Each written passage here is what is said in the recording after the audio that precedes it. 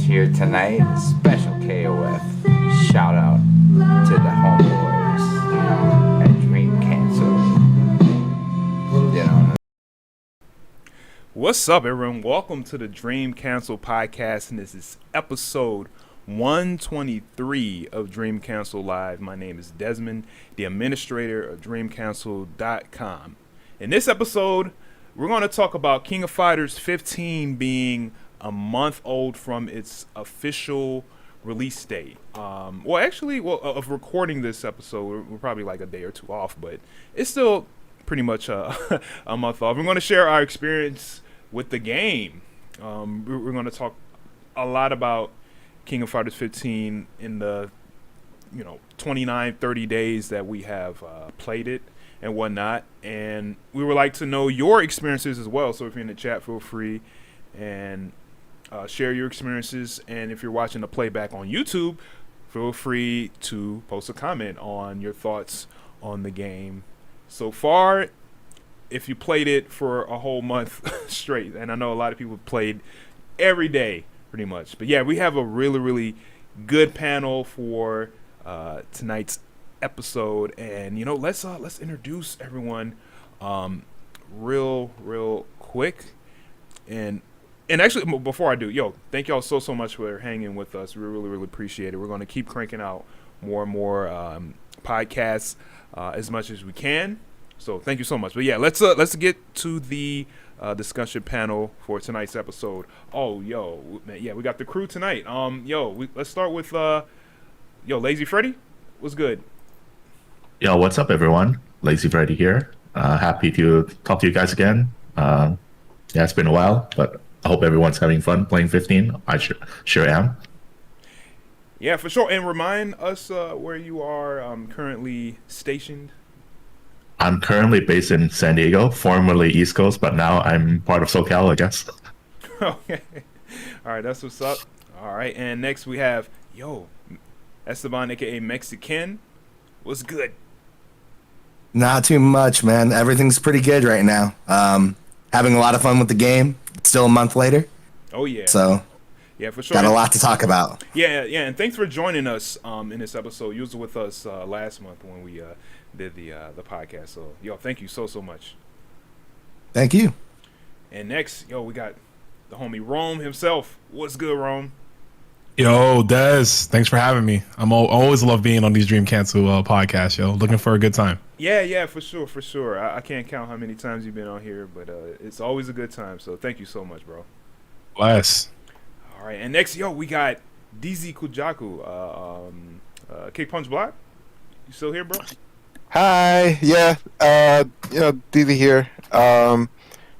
Still playing KOF 15 a month later. I honestly don't see myself putting this down for a long time, but figured join the panel again, let people know my thoughts, and go from there. Yeah, for sure, man. Like I said, we got a lot to talk about. So it's gonna be a busy night. And last but not least, we got the homie Kenshi Himura. What's good, Kenshi?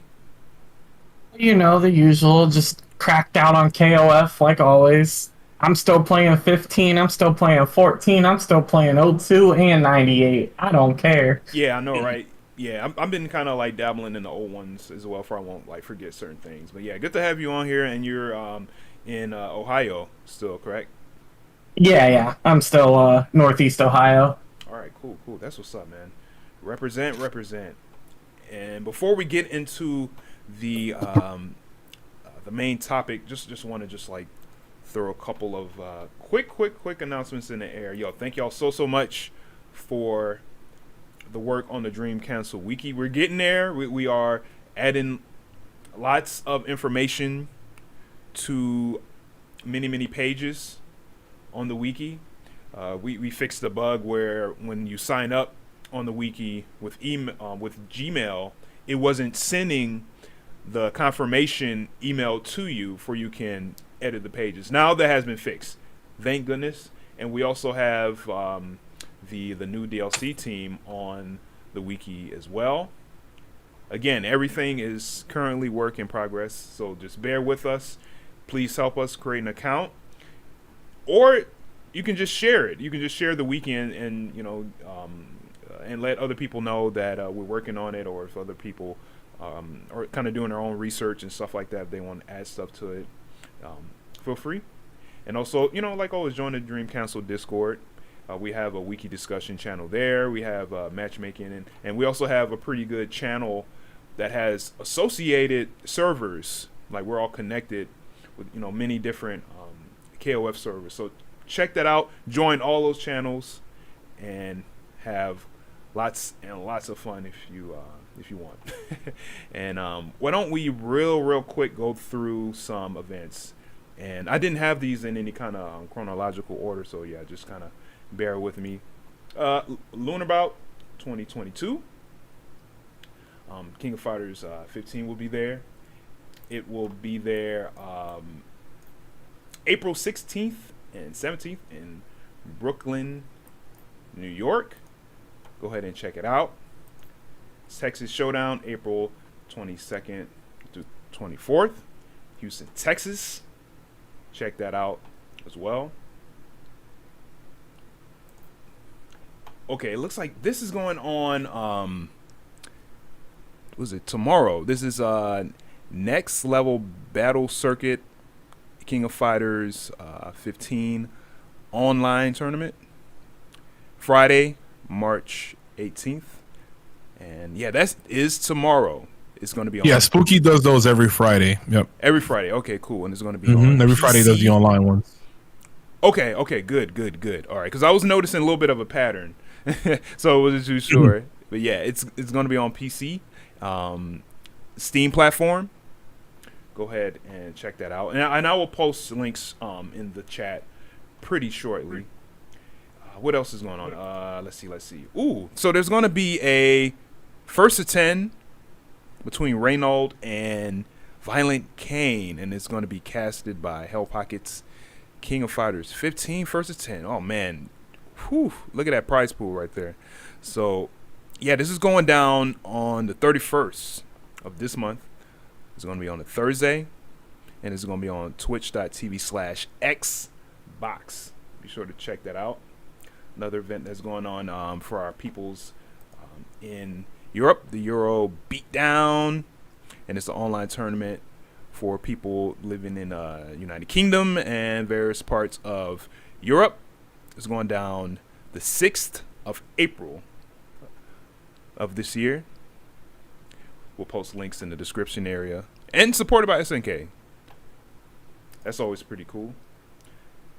Next up, we got Dreamhack Community Clash, March 26th, and that is a Saturday online tournament. $2,000 prize pool. Oof, man, y'all putting in some high money. Yeah, that's a lot of money. That is a lot of money. And like always, be sure to check out the Smash GG page for more information and whatnot. Please read that, because I know sometimes people get really excited and just sign up for tournaments without reading the fine print. So go ahead and check that out. And also another event that is like going to be almost like held almost every week or something like that, yo. And we're gonna have Rome tell us about Fight Night Lights Out in Rome. Feel free to explain to us what's going on with this one as much as you can. Go right ahead, bro. All right, so big shout outs to Wisdom Gaming. I believe they've done like the Smash Summits. I don't know if y'all if you guys are familiar with that, but they decided to do a large team exhibition for the King of Fighters 15. There's 4 teams of 3, 4 captains. The 4 captains are Kizzy K, J.M. Crofts, Justin Wong, and Coach Steve. Those are the 4 captains. They each chose 2 teammates. I was selected by Justin and Justin to team up with him and Reynolds. So that's our team. Go team. It's 4 weeks. It's every Friday. Starts 5 p.m. PDT, 8 p.m. Eastern time. And basically what it is it's a round robin team exhibition. For the first 3 weeks, each team plays each other. Right? We play 1 set a week.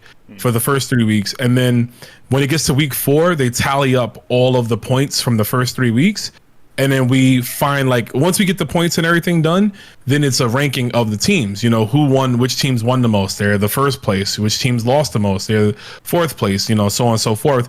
And then when we have the rankings for the top 4, it's a elimination style match from. You know, 4th versus 3rd, and then if 4th wins, 4th versus 2nd, and you know, you keep going until there's one team left, and you know that team will be the winner. There's $10,000 end prize pot. I know the first team gets $5,000, so you better believe we're trying to win that. That's 5 G's. It's as you can see, a lot of money. It's going to be on their channel as well, twitch.tv/WSDM Wisdom Gaming. We're all going to be streaming it as well. And it's going to be a lot of fun. It's exciting. So a tidbit about it before, you know, I don't want to take too much time. A tidbit about it that we found out recently that it's not Pokemon style or as they say, Waseda style, where it's like elimination, where like one person stays on, like one person wins and then they stay on and play the next person. It's not like that. It's going to be where like player A plays player A, player B plays player B, and that's it. You only play one game. Everyone gets to play one game. The teams are selected before the event, like an hour or so before we have to report to the TOs to let them know our team order, and whoever you get paired up with is who you get paired up with. So that makes it a bit more interesting because theoretically enough, right? Reynolds is like top player in America, right? So if we wanted to, if it was elimination style, we would just have Reynolds go first and he'd just beat everybody, and me and Justin wouldn't have to play. But you know, we'll all get a chance to play with this here. So it's going to be a lot of fun. Check it out tomorrow. If you don't watch it on their channel, come hang out with me on my channel. I'll probably be checking it out and have some people on Discord just, you know, hanging out, having a good time playing KOF. But yeah, this is pretty big, yo. This is a good thing for the KOF community. It's a lot of money. It's going to be a lot of eyes on the game. There's probably going to be some new players. New people in general watching the stream at home. So we're going to do our best to put on a show for y'all. Yo, thank you so much, man. And yeah, I'm definitely gonna check out that event for sure. That sounds like a really dope idea to have, like, you know, that type of team structure and format. You know, I don't think that many events do stuff like that, so that's kind of cool to see. So yeah, we're gonna be rooting for Rome and Rome's team, and actually, you know, just checking out the action 100%. Okay, all right. Next event. Yo, Esteban, would you like to talk about this real quick? It's called Level Up Tournament League. Yep. So we were doing this weekly at first, but one of the TOs actually drives from Michigan, and so he can't do that all the time. So we're gonna start going monthly. Basically, though, it is a like a LAN center / bar that runs a place that's like supporting the Indie FGC. If we get 10 people in any of the brackets, we're running KOF 15, Strive, Street Fighter 5, Tekken, and I think something else. I can't remember. But any game that gets 10 people in brackets gets an extra $100 added to the pot. Okay. So it's on April 9th. There is a Smash GG page for it. Check it out if you're in the Midwest area and want to drive down and play some KOF. You know, we'll definitely be down, and I'd love to play games with people. All right, cool, man. That's really dope, man. And also, if you could, can you repeat to us where it is? Indianapolis, Indiana. Indianapolis, Indiana. Okay, great, cool. I'm gonna post the Smash GG link in the chat for people to check that out. And yeah, that sounds like a really good time. So yeah, I hope it goes well, and I'll be checking out the the fallout from it and everything else. So yeah, mad props. So yo, let's just dive sort of right on in. Well, you know what? Before I do that, just want to let people know that the freaking Team Garou just dropped. Was it like early this morning for a lot of people in the in North America and stuff like that. Yo, who was like expecting this? Not me. Nope. Definitely wasn't me. I thought we were getting them next week for the roundtable. I thought we were going to get them on the 31st. I told someone we were going to get them the 32nd of the month. right, that's just mean at that point. 30-second. Yeah. Can't stand you, Rome. Yeah, this definitely surprised me. Because again, it's funny because like last night I was like, last night I was like, yo, when is the team coming out? What's going on? You know, and I thought, as many of y'all did, that it was going to come out during or be announced during the roundtable. So yeah, what a pleasant surprise, I would say, 100%. We'll talk a little bit more about this little team as we progress on through the discussion. But yeah. Let's just get right into it. So yeah, the game has been out for a month, pretty much. Probably a little bit more if you had like early access and if you had like a review code and stuff like that. Or broke street date. Yeah, exactly. Yep, that too. Man, I don't know who had review codes, man. Yeah, I know, right? But I want to kind of share like what people kind of been saying, including myself, is that they feel that the game is like addicting. So do y'all feel that the game is addicting? What do you think, Kenshi? Oh man, the game is growing on me, but I'm going to be honest. I was having a hard time enjoying it at first. That first week that it was out, I was in Vegas, and I was playing with Matador and Dungeon Loops and Juicebox and everyone down in Vegas, and it was fun, but like the movement issues, the input interpreter, and like I was having a rough time, but it grew on me. I accepted, it as a new game, and I'm really enjoying it now. I don't feel obligated to play it as much as I did 14, so I just play it when I can. I'm so busy with work right now that it's just like, I'll try to go live, I'll try to play. It's fun. I don't want to take that away from anyone. I know a lot of people are enjoying it, but for me, it was rough at the beginning. Okay, all right, that's fair. I mean, I'm seeing some people saying that they are trying to adjust to the changes and try to shake off like the residue of King of Fighters like 14 and stuff like that. So yeah, that's fair to say. What do you think, Mexican? So I know how you feel, Kenshi, because I had the exact same issue going from KOF 13 to 14. Like, it definitely bugged me a lot because, especially like towards the end of 13, I felt like I was really like coming into my own as a player. Like the last like big combo breaker tournament, I was like literally a crouch B away from making top 8. Like, I thought I was getting there. Then 14 came out, and boy, did I have feelings about that game. Kind of still do. But honestly, I'm liking this game a lot. Definitely learned with 14 how to come in with like a new game mentality. And there are some things. I honestly think, though, a lot of the issues, the more I play it offline, I feel like I have more issues playing it online than offline. Like a lot of like the input issues and things with just the way that rollback can work. It's just like I do notice that there are just some things were either not coming out or coming out when I thought that they would or wouldn't. But other than that, like I miss meals. Like I'll come home from work and be like, I'll play 2 or 3 sets. And next thing I know, it's like 9:30, 10 o'clock, and I'm like, oops. Yeah, I know, I right? missed dinner. So no, I'm definitely addicted to this game right now. I'm not gonna lie. Word. Okay, that's a thing a lot of people are kind of saying too as well. What about you, Rome? Are you addicted to this game currently? Yes. My name is Rome himself, and I have a problem. I've been watching a lot of this game, playing a lot of this game. It's been my favorite fighting game release in a long time.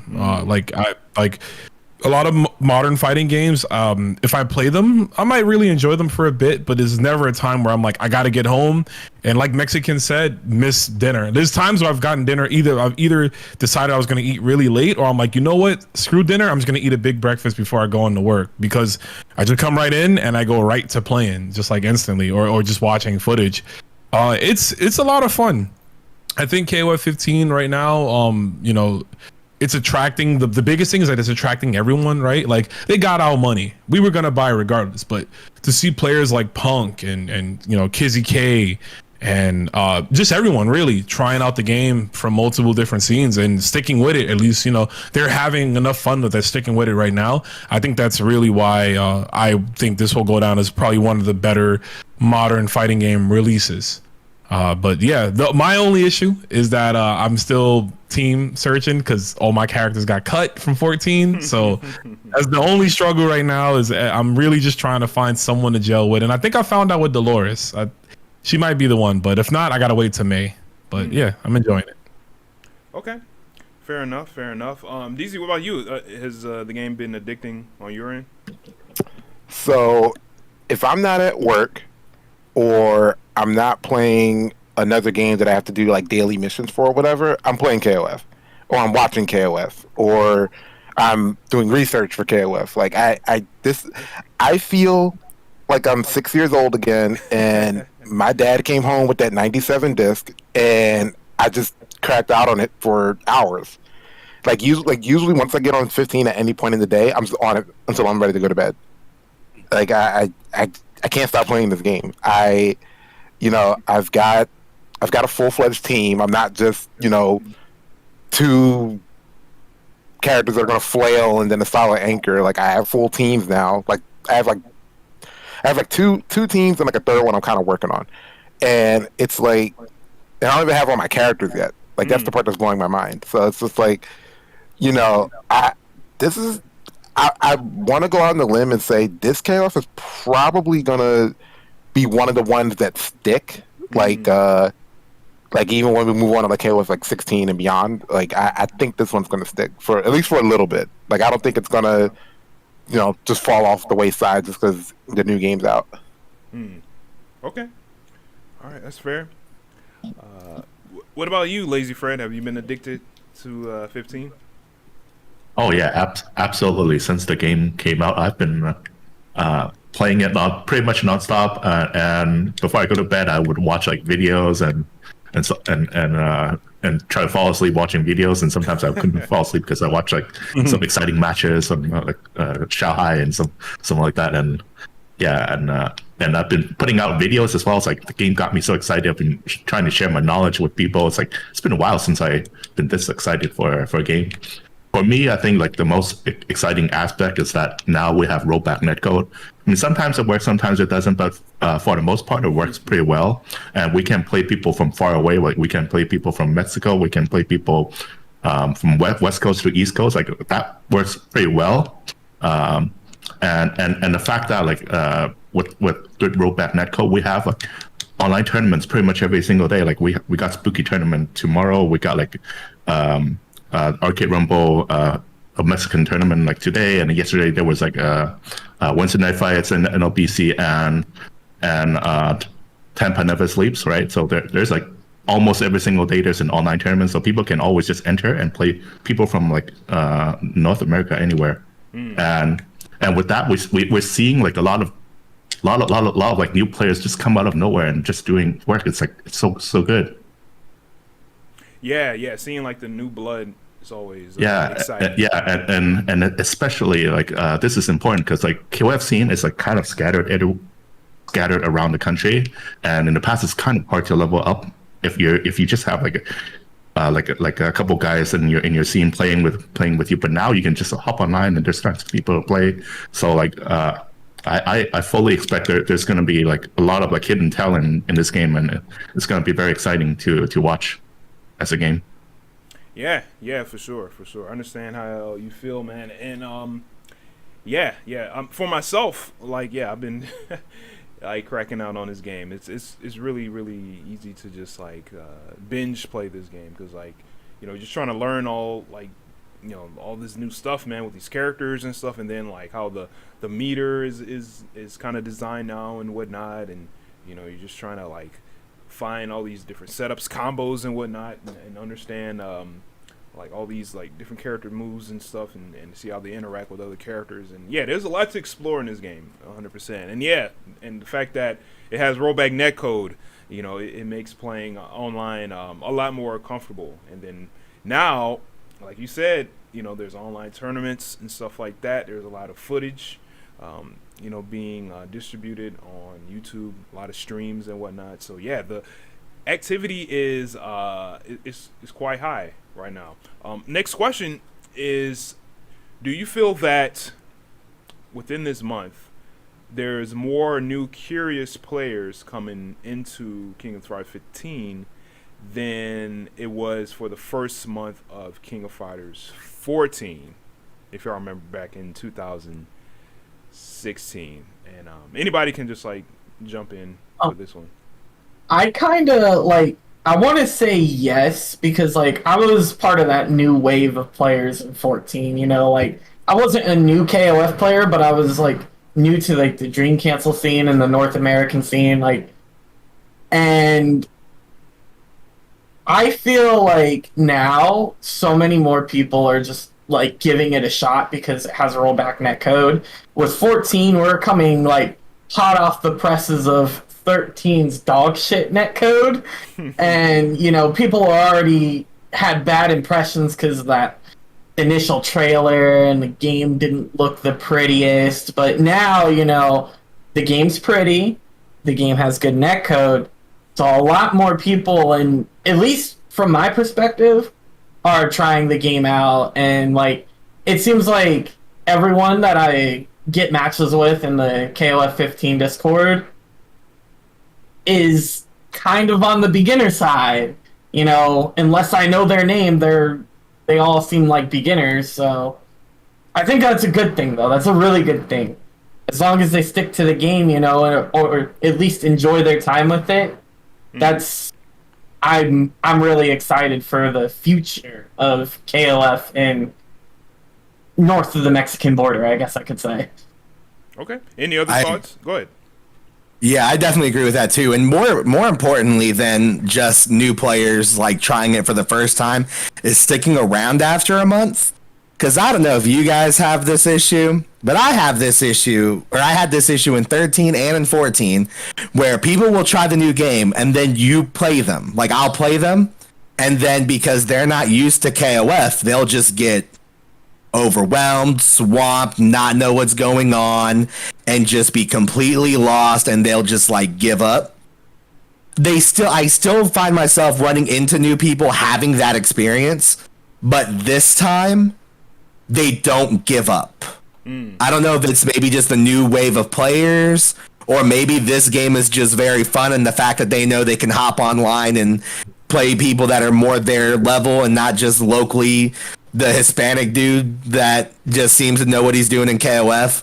Like, I don't know what it is, but regardless of what it is, I'm actually really happy about that, because I know with like 13, there was like 2 years I was the only person in Indiana playing KOF 13. And then in 14, it ended up just being 2 people between me and my current roommate. So it's very nice knowing that we have people not only trying the game, enjoying the game, playing the game, but have stuck around even after playing experienced people. And I think that's really good. Can I chime in on that? Oh, please. Go for it. I'm going to agree with you, because so one thing I noticed, and this is one thing I noticed with a lot of people who were trying to get into like older KOF. So traditionally in KOF, the skill gap is like massive. It's like you have your beginners, and then anybody who, like, even if it's somebody who hasn't like won a tournament or anything like that, like if they're like fairly decent at KOF, it's like to a beginner they're like God, you know what I mean? And there was like no mid-level. And for most other popular games like Street Fighter, etc., like that, they have that mid-level where it's like, okay, you have your beginners, then you have your mid-levels where it's like, okay, I kind of got a firm grasp of the game, but I'm not mastering anything yet. Then you get the high level. KOF, it was just beginner, high level. That's it. And as as a, I guess I could say mid-level player myself, I was running into the issue with a lot of the older games where it's like every match, I would either OCV my opponent or I would get OCV'd myself. And there was like hardly any back and forth with matches. So now that we have so many new people jumping in at the same time, it's like, okay, they might run into that one guy that's just going to mollywop them, but they don't get discouraged because maybe like 5 games before that, they were playing people around their level because there's more variety of players to run into this time. Where, I mean, granted, matchmaking is a little bored, so yeah, you still have those rank sessions every now and then where you run into the same guy like 3 times, but sometimes you wait like a half hour and then you get like 3 other different people that you're running into. So like I think the player pool being bigger is helping people stay motivated to keep going. Okay. Yeah, oh, sorry. I was going to chime in on you. Yeah, I was going to say I agree, with everyone with what they said, but especially with what DZ said, the netcode being good also really helps, right? Because again, you can just hop on, click rank, room match, whatever it is, hit up a Discord for, some type of a lobby, and you can play players all over the world no matter the skill level. And I think that's definitely what's attributing to players sticking with it. I think also there's a bit of a challenge that people want to overcome. KOF has always had, the stigma. We know the stories. Oh, the game's hard, blah, blah, blah, blah. But I feel like more so lately, there are players coming over and they're having like, not necessarily a chip on their shoulder, but something to prove, right? Like, yeah, this game is hard, but I can get good at it too. And I think that's why, they're sticking with it. Not to mention the fun factor. We talked about the addiction to the game early on. The game it's too fun right now. And it's just in a really good position. Again, we can go on for a long time on how a lot of SNK releases, they might do one thing right, but then they do 3 things wrong, right? As of right now, this game is hitting on all cylinders. It's a fun game. Characters feel complete for the most part. Obviously, you have the tier discussions, but I'm sure we'll talk about that. The netcode it's when it works, which is a lot of the time. The access, like Freddie mentioned, as far as like online tournaments, every day there's some type of online tournament. So you can always, play if you don't want to leave your house. There's offlines happening. There's a big exposure. Non-KOF players are trying out the game and they're sharing it to their audience and they're getting the game. So it's right now the game is just, I think, connecting on every facet of it, that it's like players are gonna continue to expand on it. Like, we're gonna see the meta change. We're gonna see, new stronger players come from that because of people are just putting more time. And that's all we always wanted, right? We always told people KOF is a game that you don't get good in overnight. You gotta practice for a long time. And some KOF players, it takes them months. It took me years to understand what I was doing. So some people it's gonna take a little longer. So if they stick with this game, and then by KOF 16 they'll be international level or whatever. But yeah, I think the game is so good right now that you really can't deny it. Like, so you're gonna play it. Well said. Anyone else have any thoughts on that? I always will suggest, if somebody, like, obviously not everybody can be blessed to have like a local scene, but if there are any like watchers of this podcast, either in video form or live, if you're having trouble in KOF, definitely reach out either to, if you have a local scene with anybody with experience, or reach out on Discord and just say what you're having trouble with. Like, Rome just said himself, it took him years to get like good at this game. It took me, I think, through 2 years to get adequate. Not even good, but adequate at KOF. Like, yes, the stigma is there that it's a hard game, but definitely reach out. Keep playing, reach out though. We have so much experience, and from first-hand experience to top player knowledge to whatever, depending on who you talk to, we can always help out. So we want everyone to enjoy this game the way we do. So definitely do that. All right, cool. Just to add on to that a little bit. Yeah, go ahead, Kenshi. I have not seen one person ask a question that went unanswered in any Discord. Like, if someone is confused and they ask, the questions, all of us try to help. Like, I know I'm like in the Athena channel all the time, sharing my experience with the character and like how to fight her, how to play as her, and like general KOF theory any chance I get. And I see, pretty much everyone that's considered good do the same thing. So you just have to ask. We can't tell you what we don't know you want to be told. So if you ask us the question, you'll get your answers. Yeah, well said. And also, there's a fair amount of like really good video resources on YouTube, combos and different setups, for mix-ups and strategies for different characters and whatnot. And overall, the general, I would say, flow of KOF is explained in many different videos on YouTube. So yeah, there's a fair amount of good visual information as well for new players. But we'll get back to that a little later, because I do have a question regarding new players and stuff like that. Next question I wanted to ask and share with y'all: what system are y'all playing on, and what have your experiences have been on whatever systems or platforms you have been playing 15 on?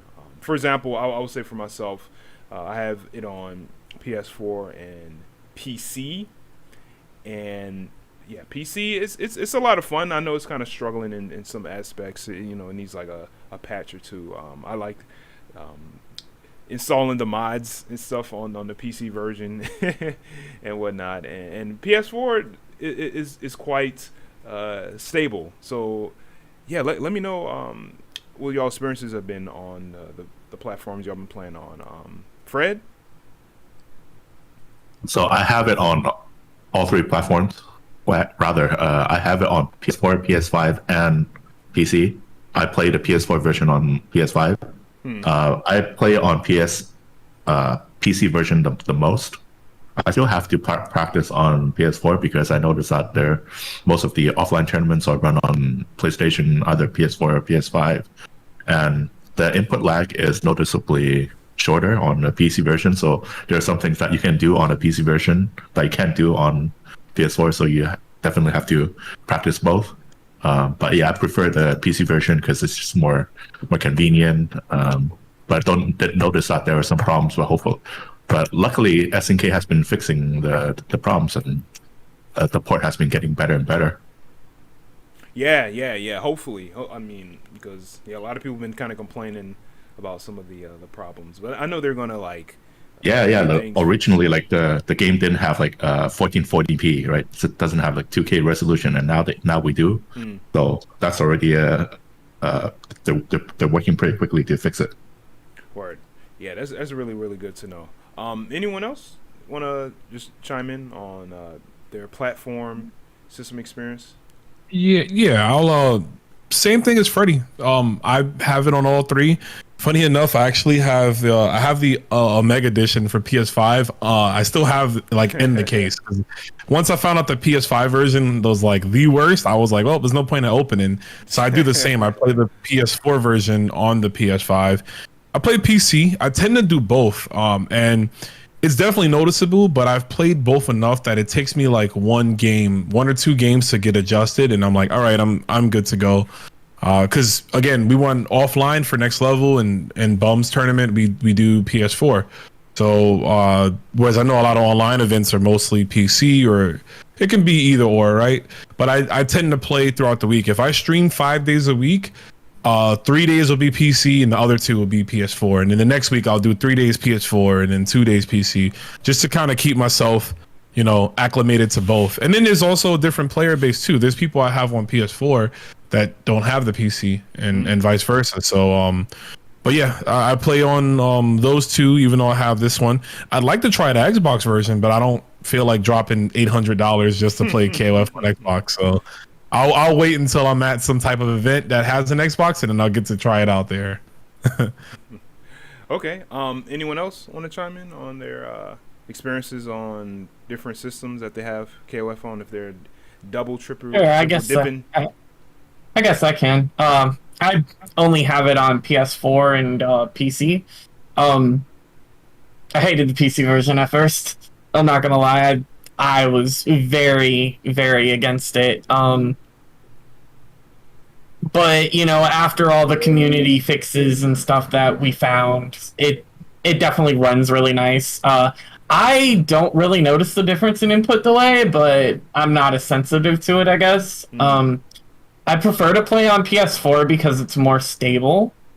Like net play works better on PS4 in my personal experience, and I just kind of enjoy playing on that console since I don't do anything with it besides KOF, so I might as well play on it. But with PC, PC has its own charms because we got that Clark Cena mod, and that's just a whole lot of fun. Yeah, those mods are a lot of fun, man. Like I like mods and all kinds of like little weird customizations on different games and stuff like that. Yeah, so I feel it. Yeah, the green shirt, let's go. Much like Rome, I try to play on both PC and PS4. I alternate between the two because, I stream as well, and there's a lot of people that come through that only have it on PC, and there's a lot of people that come through that only have it on PS4. So, I want to play with everyone. I love this game. I love this series, so I will play with as much people as I can. Unfortunately, I do not have an Xbox, so and I don't have money for one, so yeah, that's on indefinite hiatus until my finances get better. That's understandable. That's really, really understandable. Anyone else double, triple dipping in 15? Oh, so I double dipped, but I didn't actually spend a dime because my community loves me apparently. So when the game came out, I had one friend buy me the digital version so I could I could play it right away, and then another friend of mine bought the Omega edition to get it mailed to my house, but I had to wait a couple days because GameStop's lame that way. So I got it twice, did not pay $1 on either of them, and I just now got a better PC, so I'll probably be buying it on PC probably within like a month. So I only know PS4, but I'll say this much. Anybody knows me. They know I hate online. I've always hated online. For the longest time, it was offline or bust. I would drive to Chicago and play. I would do whatever I could to avoid online. And lately, I've been playing online a ton. So, wow, that's surprising. Yeah, so I think the worst game I ever had was maybe 115 ping. And I haven't really had any issues with it. And I play all my friends and whatnot locally online as well, so we don't have to, spend gas money with it being over $4 a gallon.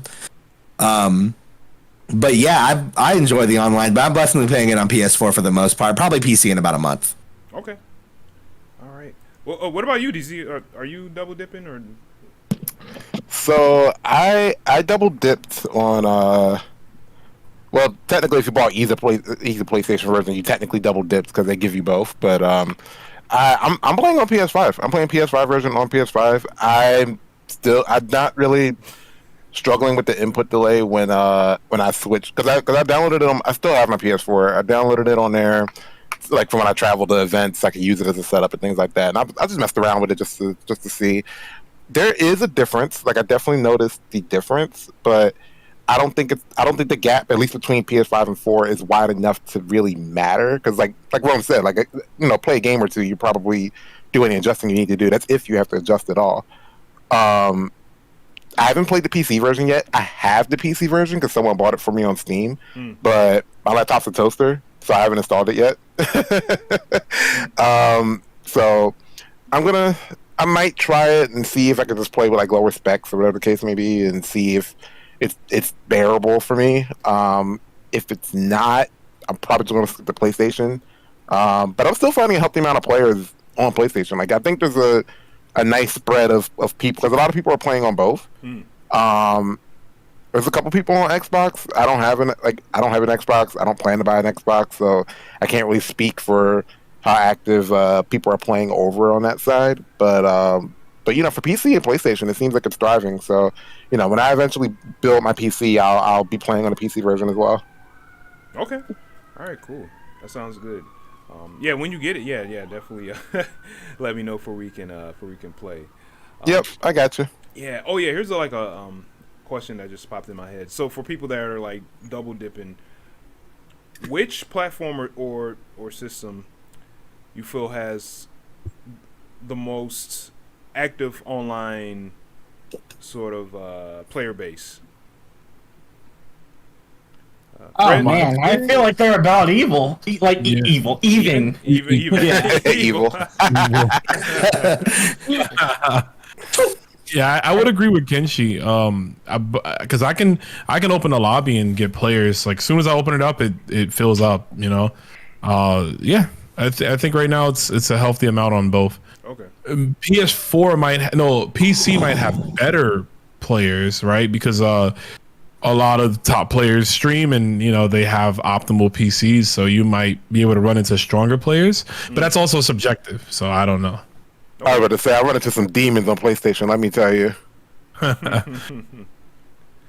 think some people must have thought I was on a Smurf account because I was playing ranked a few times, and like I just like OCV them with Iori, and they're just like, they just won't ever run the second game, and it really discourages me. I'm not gonna lie, I get really sad when they don't hit the damn rematch button. Oh my gosh, I know that feeling. Yep. It's like, it's just Buying a game. he's not that good. Imagine buying the game just to rage quit. Like that makes no sense to me. I like every time that happens to me, I'm just like, oh my god, I'm sorry, but you're gonna have to learn. Yeah. I ran into a guy where like it's like, because they don't tell you the names when the match pops up, and like I accepted it. We got the order select, and then he disconnected, and I was like, wow, that's wow. Oh wow, man. There's damn. What? Oh, no. Yeah, and it's crazy because like, so this is before I got like higher in the ranks. I think I was like 19, and he was like, I think he was like 14, and I'm like, all right, like that's not that big of a gap to where like you should be afraid of me. Like, I don't know what brought that on. Yeah, actually, I wanted to ask y'all, like, how do y'all like ranked mode? If people have been exploring that. I like that people are actually playing it. Okay.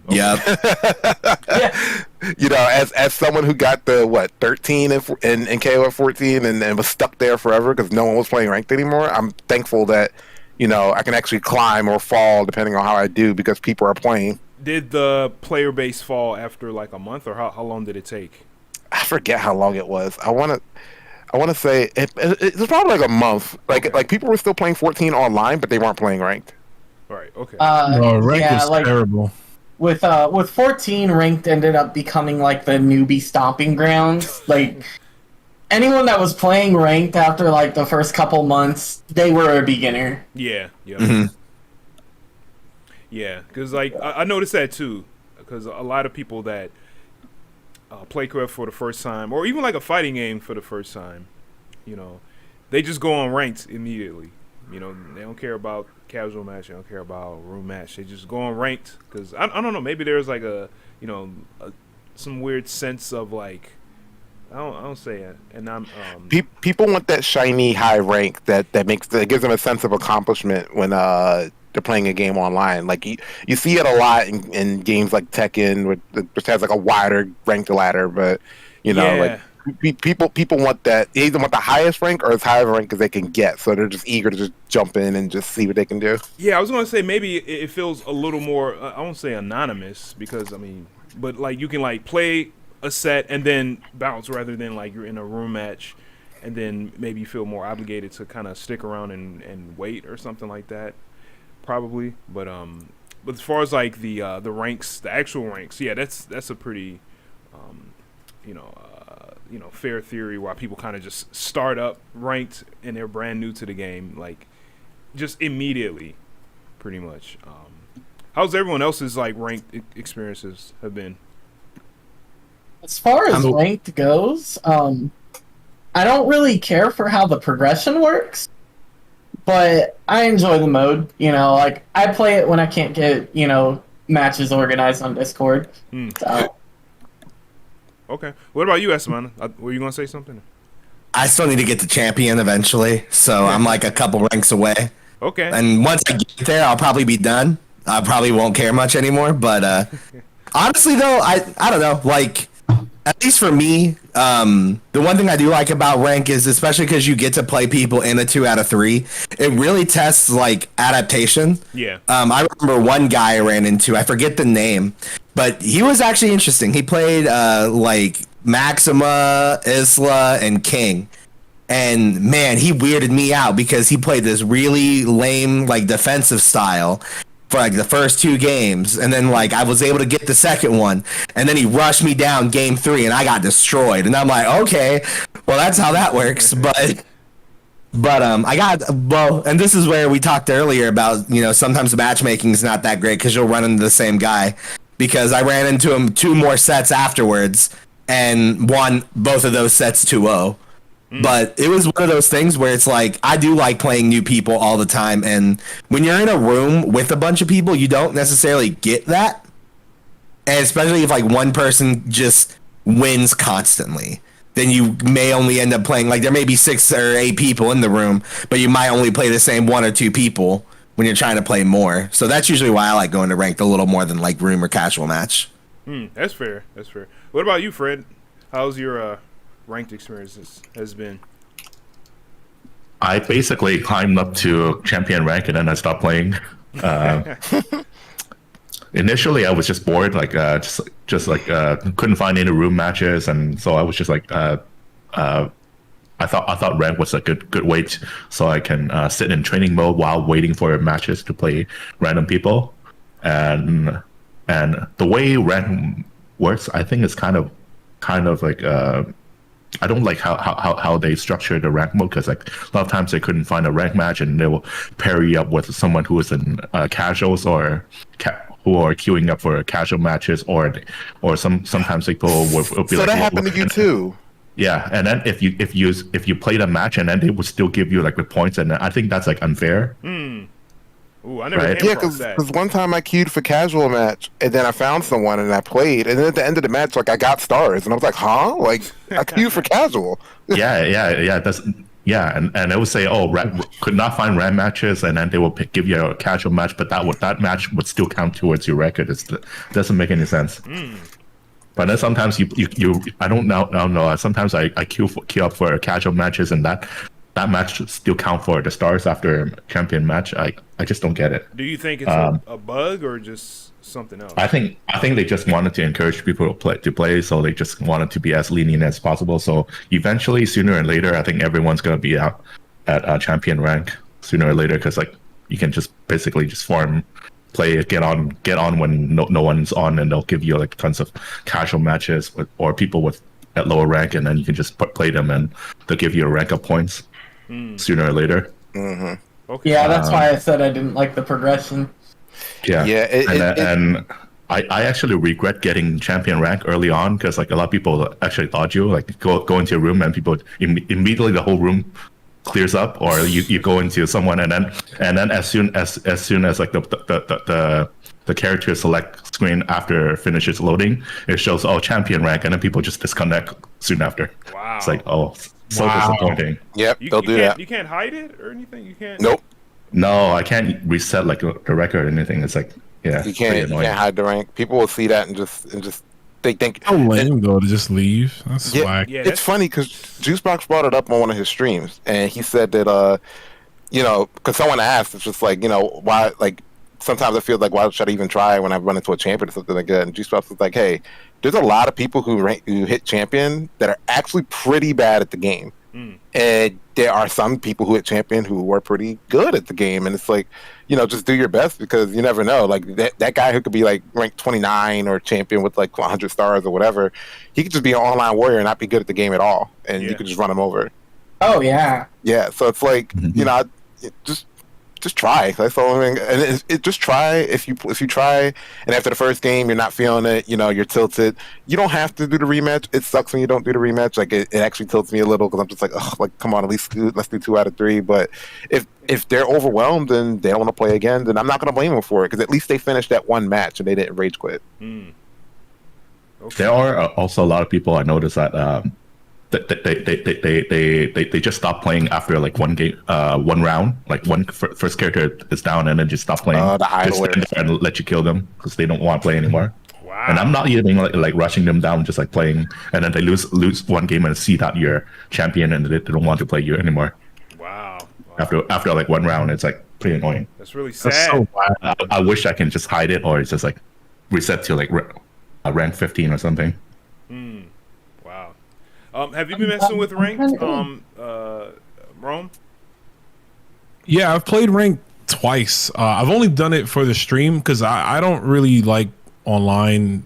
Like, I don't play a lot of fighting games online at all. That's why this game is hitting so good that I'm actually playing online. I normally don't play fighting games online. I'm always an offline kind of guy. So I don't really play rank because rank facilitates a certain type of playstyle, right? Like people are doing shit in rank because they're just like, I want the points. I just want to have the cool avatars and the champion rank and all that. So like a lot of people on rank, not everyone, but a lot of people play like the way they play, they're just playing to get a quick win off of you. So they're going to try to do scummy stuff, wake up mash throw. And this goes for every game, right? But anyways, I play rank. I played it twice on stream. I think I ended somewhere with like 70 wins and like 8 losses or something like that. So I guess I'm pretty close to champion. When I stream again, I'll probably be able to hit champion if I keep going. But from what I've played, it was cool. It was better than 14 because I played rank for 1 day in 14, got to rank 20, and I was like, yeah, this is not it. The connections was too bad. So, but it does a job. 15 rank, I think it's cool. They should fix the matchmaking a little more though. I think the matchmaking, the fact that I have to sit in training mode for like 10 minutes before I get a match, and then there's a chance that I'll probably keep getting paired up with the same guy. Like that definitely needs to be worked on. Right. One thing I noticed, if you do training mode standby, let me know if y'all experience this too, but when the game is like searching for matches, for some reason, like the game like stutters or something, or like stops doing. Y'all get that? It does. Mm-hmm. Yeah. Yep. I haven't Only tried it. happens on PS, I think. It doesn't happen on PC. Mm-hmm. Oh, really? Okay. Wow. Yeah. PS4, PS5 have a couple of online. I don't think. I guess they're considered bugs, like that stuttering when that you mentioned, and you're in standby. Also, when for some reason, if you blow like King or Yuri's tops off with like a special when you kill them, that the frame drops. Oh yeah. Happens. It's only on PlayStation. Yeah. From what I've seen on PC, that doesn't happen. But yeah. Yeah, PS. Okay. Yeah, I noticed that too. But that only happens online. Offline, it doesn't happen. Right. Okay, that's fair. Let me know what characters have y'all been learning so far? Because I know some people already have teams and some people don't have teams at all. So, Esteban, what characters have you been kind of learning throughout the month? So I pretty much try to stick to mostly the characters I've pretty much been playing. So I've been trying to get used to the new K-Dash, but if I'm playing like in tournament, I'm playing Kyo, Iori, and Chris. Usually I play Chris second and Kyo anchor, but that's usually what I've been playing. I've been playing a lot of, like today, especially before the podcast, I've been playing a bit of Rock, and so far I'm liking him. I just haven't played any matches with him yet. Okay. How do you like Chris in this game? Have you played Chris in any other games? Yeah, I played him a lot in 98, and I played him a bit in 2002 UM. He's very ignorant. I don't think he's like top tier by any means, but man, he's one of the few characters that I feel like moves better than most, including even the top tier, because I feel like because he's stubby in this game. Like in the past, I always felt he wasn't stubby in 98. Yeah, like his stand beat actually reached really far, but in this game it doesn't reach very far. But it hasn't bugged me like I thought it would. Did you say? Stan B. Oh yeah. It's Stan very B stubby. Yeah, but now I don't like. I would feel like if he was in 14, maybe if he was in 14, it would matter a little bit more. But in this game, it hasn't mattered at all. I've just been able to get where I wanted to get to and move around however I wanted to, even against the top tier characters.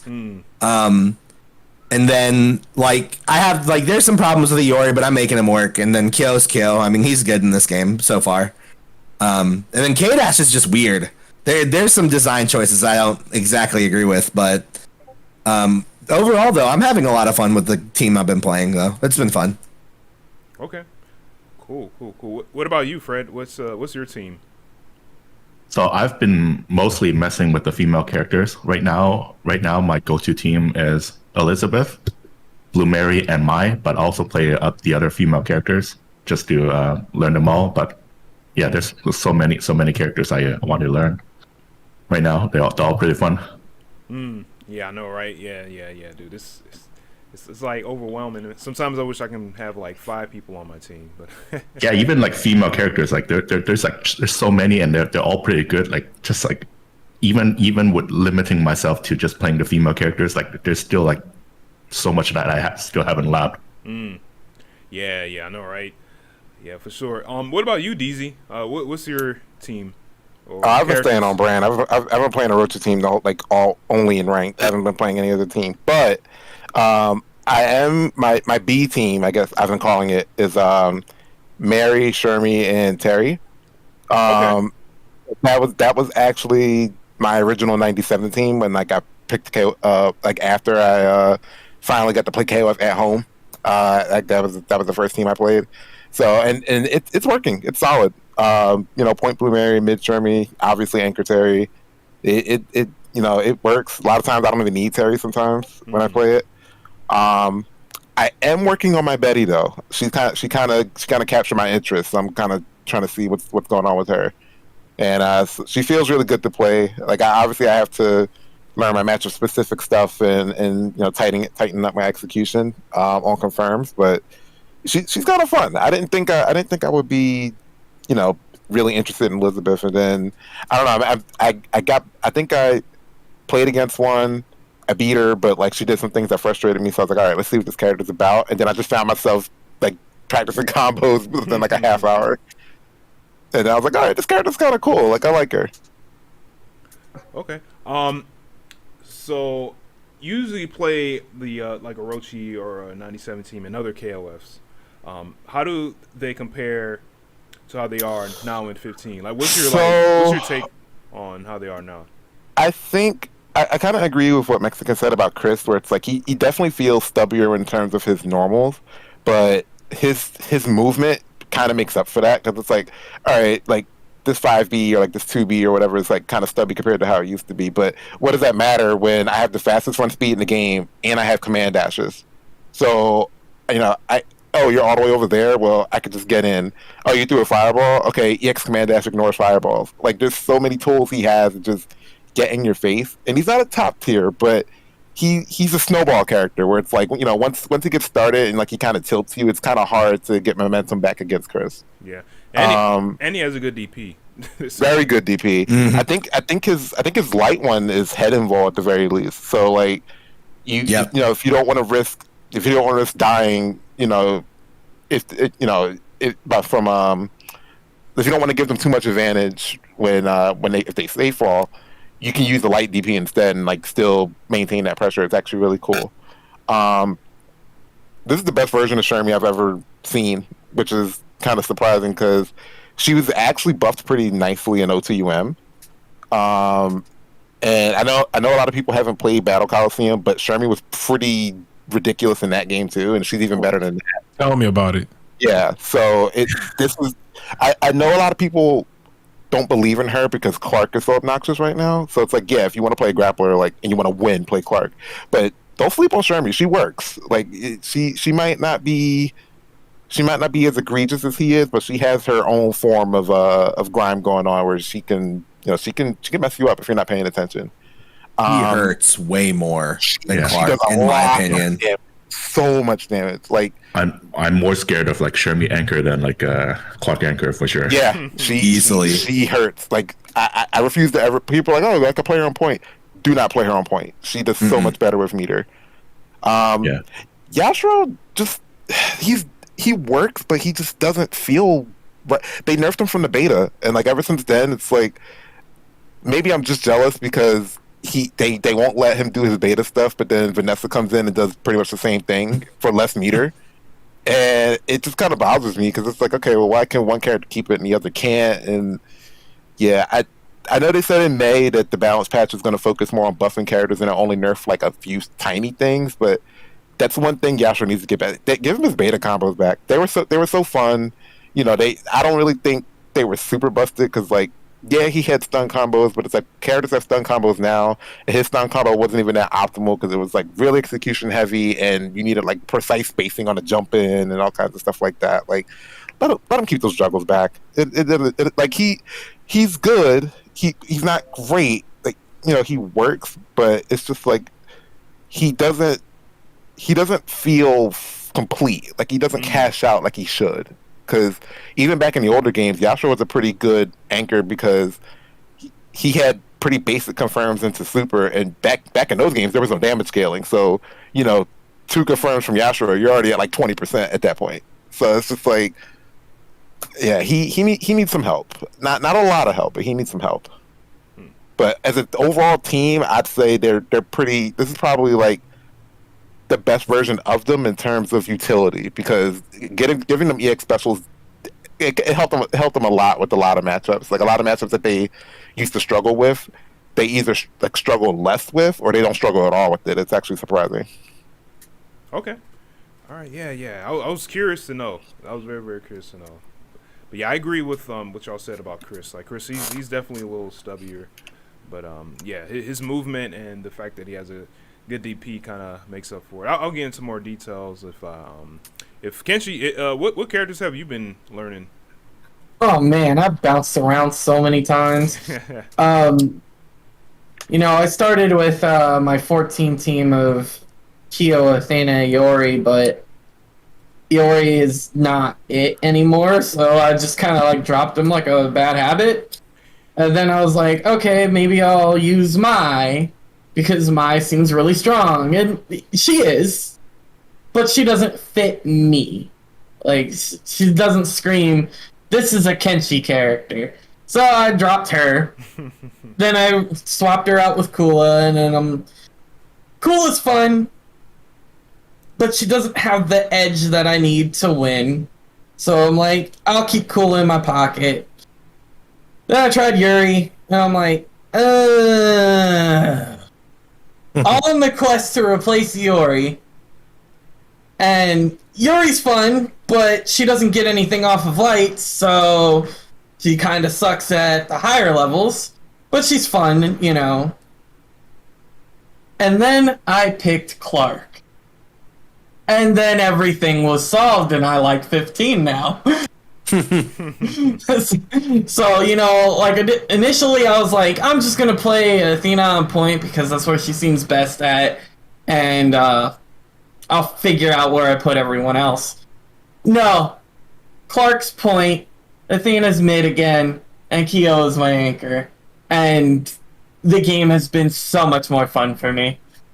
I'm like, this is like the best version of Clark for me personally since 2002.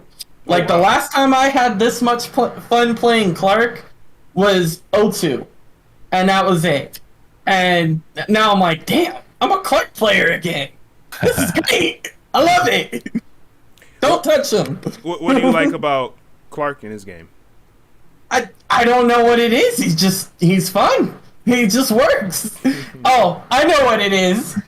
His command throws are throwing, so you're not wake up mashing throw on me because you're getting grabbed. You're either getting armor grabbed or you're getting Frankensteinered, and they had no business giving him that back. None. He needed it. He needed it. He needed it. It's the best. Juggle is like broken. The Clark Anywhere juggle, oh my god, that's Are you like... talking about with his tackle? That's the biggest, yes, biggest tackle, thing with Clark right now. Into air, ground to air, It's like, yeah, I'm so scared of approaching because it's so everything leads to frustrating. an Oki for him. Yeah. Yep. Yeah, I So experienced you that. know, like he's just can't- great. You can't mash on him. You can't jump at him. Like, it's like, what do you do? Yeah, You If whiff punch him and get a safe jump, and then jump on him after that. Yeah, if you guys go back and watch the archives of Tampa Never Sleeps yesterday, the tournament yesterday, So Chris was blowing up everyone with Clark on point. Like even Violin King almost got OCV once. Like, it's like, Yeah, damn, Pete. this really works. Wait, which tournament was this called again? Tampa Never Sleeps. Okay. Is it? Yeah, TNS. They do it every Wednesday online. Yeah. Oh, okay. All right, cool. Yeah, I'm gonna have to check that out for sure. Wow. Rome, what about you? What characters have you been messing with? Clark Still. That character is crazy in this game.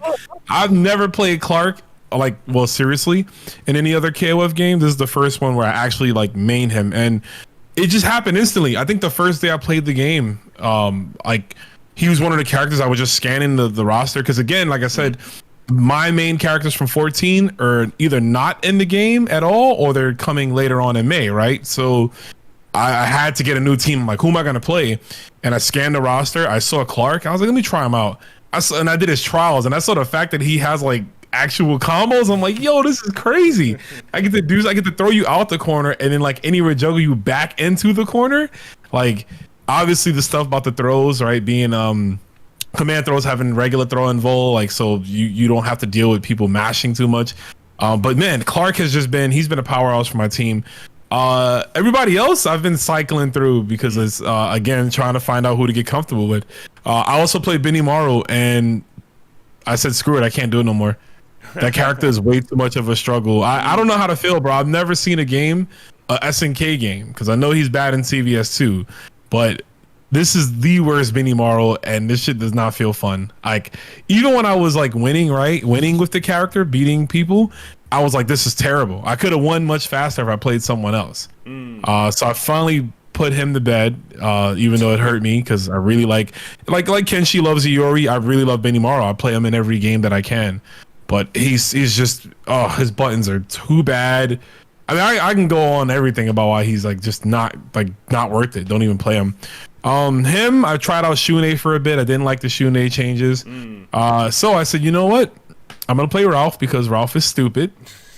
And I also recently, as of a few days ago, picked up Dolores. And let me tell you, I probably should have picked up this character since the beta because we are gelling like this. I've only got a few days of experience and I'm already, like, I was playing yesterday with some friends, some really strong players, and I'm like beating them. Taking two of their characters with Dolores. What'd you like about I feel Dolores? like I already.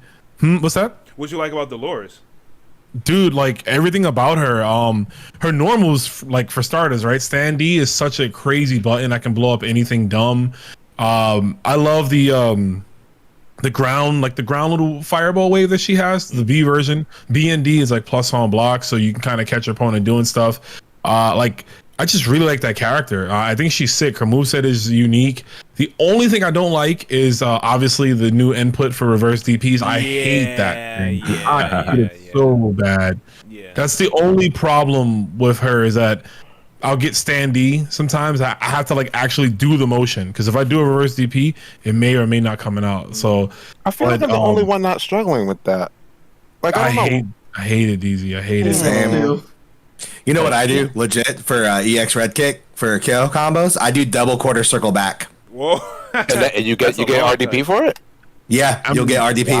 Wow. I'm sure it'll come out, but that's like I'm doing a whole like extra input, you know. You're doing a super to get a special move. Essentially, yeah. Wow. But the character, like, you know, she feels so great in my hands, and so right as of now, the team is Clark on point, Dolores, and then Ralph Anchor until May, and then, you know, I get my boy Mr. Billy Kane, and it's a wrap. Then it's a wrap. It's a wrap for everybody because I'm gonna have access to EXDP for free, so you're not jumping in on me. Hold that. I'm jealous. You guys get characters in May. I don't get mine back ever. Rip. Yeah. But yeah, for myself, I've been kind of just like learning a bunch of characters. shit, where to start? All right, we're trying out a little bit of Andy, trying out Isla, Chris, King, who else? Shanae, Robert, Mai, and I think that's mainly it out of like the core cast. I'm probably missing another character or so, and we can actually start talking about the DLC. So yeah, I've been messing a little bit with like the DLC characters, rocking freaking Gato. I haven't been in any sort of matches with them so far, but who's been trying out the Team Garo? You know, just for the very short amount of time that we've had them so far. Anybody can jump in on this one. I played a little bit of training mode with all 3 characters, and so far I feel like they have potential, but they don't seem like particularly broken at the moment. But obviously I haven't played like 11. I don't know like the optimal stuff, but so maybe we'll see. But so far I feel like they're fun to play. Like all 3 characters have breaks, and like they have like good like light confirms and four normal confirms, and their specials are pretty fun to do. So I'm excited to lap more and see what people can do with them. Yeah, people been doing some crazy stuff so far. People been finding stuff out really, really, really fast. Anyone else been kind of messing with the DLC characters?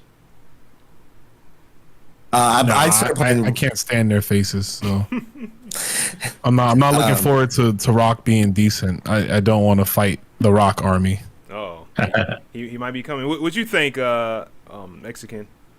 Yo, they do damage. I'm not even from what I found, but I follow Stray Wolf on Twitter, and the stuff he's already put out is really scary. But with both Rock and Gato, but they feel good. But I don't know. It's hard to say how good they really are until like I can actually play them in matches, and until people better than me actually really show what they can do.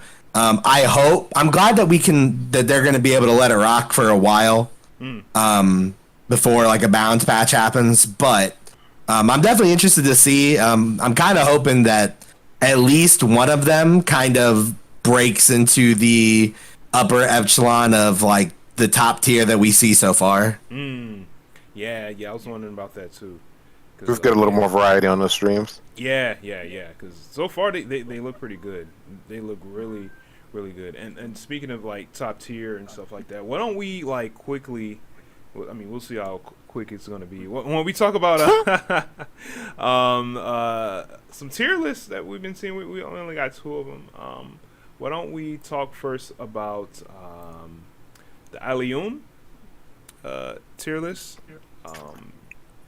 So if we see right now, we have S tier. We got Ralph and Vanessa, and then just S is Terry, and then everyone else kind of in the middle, and then C is Ramon. So man, what do y'all think of this? Fred, you got any thoughts on the Alioun tier list? Yeah, I think I'm in general agreement with Alioun, with some minor adjustments. So I would move like Terry to S+, and then like A+, like I would move Mai down to A, and then move like Kukri to A+, and move Clark up to A, or even A+, actually. I don't. Clark's kind of good, and then I don't think Ramon is like that bad. Like, doesn't deserve to be like C down there alone. Like I think he's like he needs help definitely, but like he's not like unplayable. Okay. Well, that's where we're gonna have to differ, my friend. I've got like beaten by Ramon in tournaments like in different occasions, so I definitely don't think the character is like so weak that it's helpless. I don't think C tier really says that though. Like, I don't know. Like, if we had a list to F tier, like we're gonna see in a little bit, I would agree more. But like, I guess if I'm looking at this tier list, like how I'm looking at it now, while I do agree Terry should be S+, I think the reason people are starting to put him lower is because he doesn't have like it's mostly the damage output. Like, he has good buttons and all that stuff, but he doesn't have like overly oppressive things. And once people start figuring him out, he is actually pretty basic. I think Mai deserves to stay in A+. Kukri, definitely A+. Honestly, I could see Chris being the bottom of that because he has, like, his jump CD shrinks him a lot. Like, I'm avoiding so many buttons from air to air, ground to air, anti-air situations, and that he is just smacking. I honestly think that Clark, as good as we're saying that he is, I do think that he is kind of at the very top of the B tier. Just because, as good as he is a giant knowledge check. Like, do you understand how to fight grapplers? Do you understand how to get around Clark? If you do, you'll generally be okay. But Yeah, he's no, close to I A tier. agree. He is very That's close fair. to A tier, but That's a he's fair take. right there. But you look at the list of A tiers, like, do you think like Maxima is like objectively No, I better don't than agree with Clark, that. Yeah, Maxima definitely has to go down to B tier. Also, I think Whip also deserves to be in C tier. I agree with that. Is this list in order? I don't think so, but I think that she deserves to be in C tier. I was gonna say there's no way that Yasha's worse than Whip. Hell no. Like, No there's way. no way. But yeah, Maxima I think should be in B tier. If this was an order, Clark is at the very cusp of A, in my opinion. I mean, heck, depending on who you're watching, Angel's A tier. Yeah. watch the right player. Angel's A tier. Other than that, though, I'm trying to see if there's anything else I disagree with, and I don't think there is. I think Antonov is A tier. Antonov is good in this game. I could see that. That'd be reasonable. I haven't came across any like really good Antonovs. Me neither. That's why I'm not gonna agree or disagree because I don't know. Like, I haven't I can seen see any. it. Hydern. This might be a hot take. I think Hydern's B tier. Oh, I had more trouble against Hydern in this version compared to 14. I was like so annoying. Really? I don't know. I find Hydern He easier to just deal buttons with. all day and just like hold down back and EX Moon Slasher all day. Yeah, I was that's like, true. God forbid he has meter. Oh my God, you cannot But get him around. every Moon Slasher is at least punishable in this game. Where in 14 early on when he first came out, like, you better have like the best Fardy in the world, otherwise you're not punishing nothing. It's also kind of similar actually. It is punishable like the EX Moon Slasher, but you have to be ready. But as soon as you blink and then I missed my punish, and then you're gonna get Moon Slasher again. That's true. on your The punish. regular ones are way more punishable now, though. I had a hard time punishing those Because you games. actually have to do like a micro dash, and then you have to frame precise to like punish him. It's like pretty hard. See, I just play Ori and just do light recas. I'm not gonna lie. Against like a Hydern who's like down backing, it's like, are you gonna jump in on him? And then as soon as you block it, then he's just gonna jump at you. And I think they probably buffed his jump C because his hurt box in the air is like pretty hard to hit, and most of the times he will either win or cross you up, and it's like, yeah, really that's annoying true. to play. And in general, I think his like ground normals are a little bit better. It's like you can just whiff like stand C, crouch A, stand B, and it's like a lot of times like there's really nothing you can do. You can just have to sit and wait till he recovers.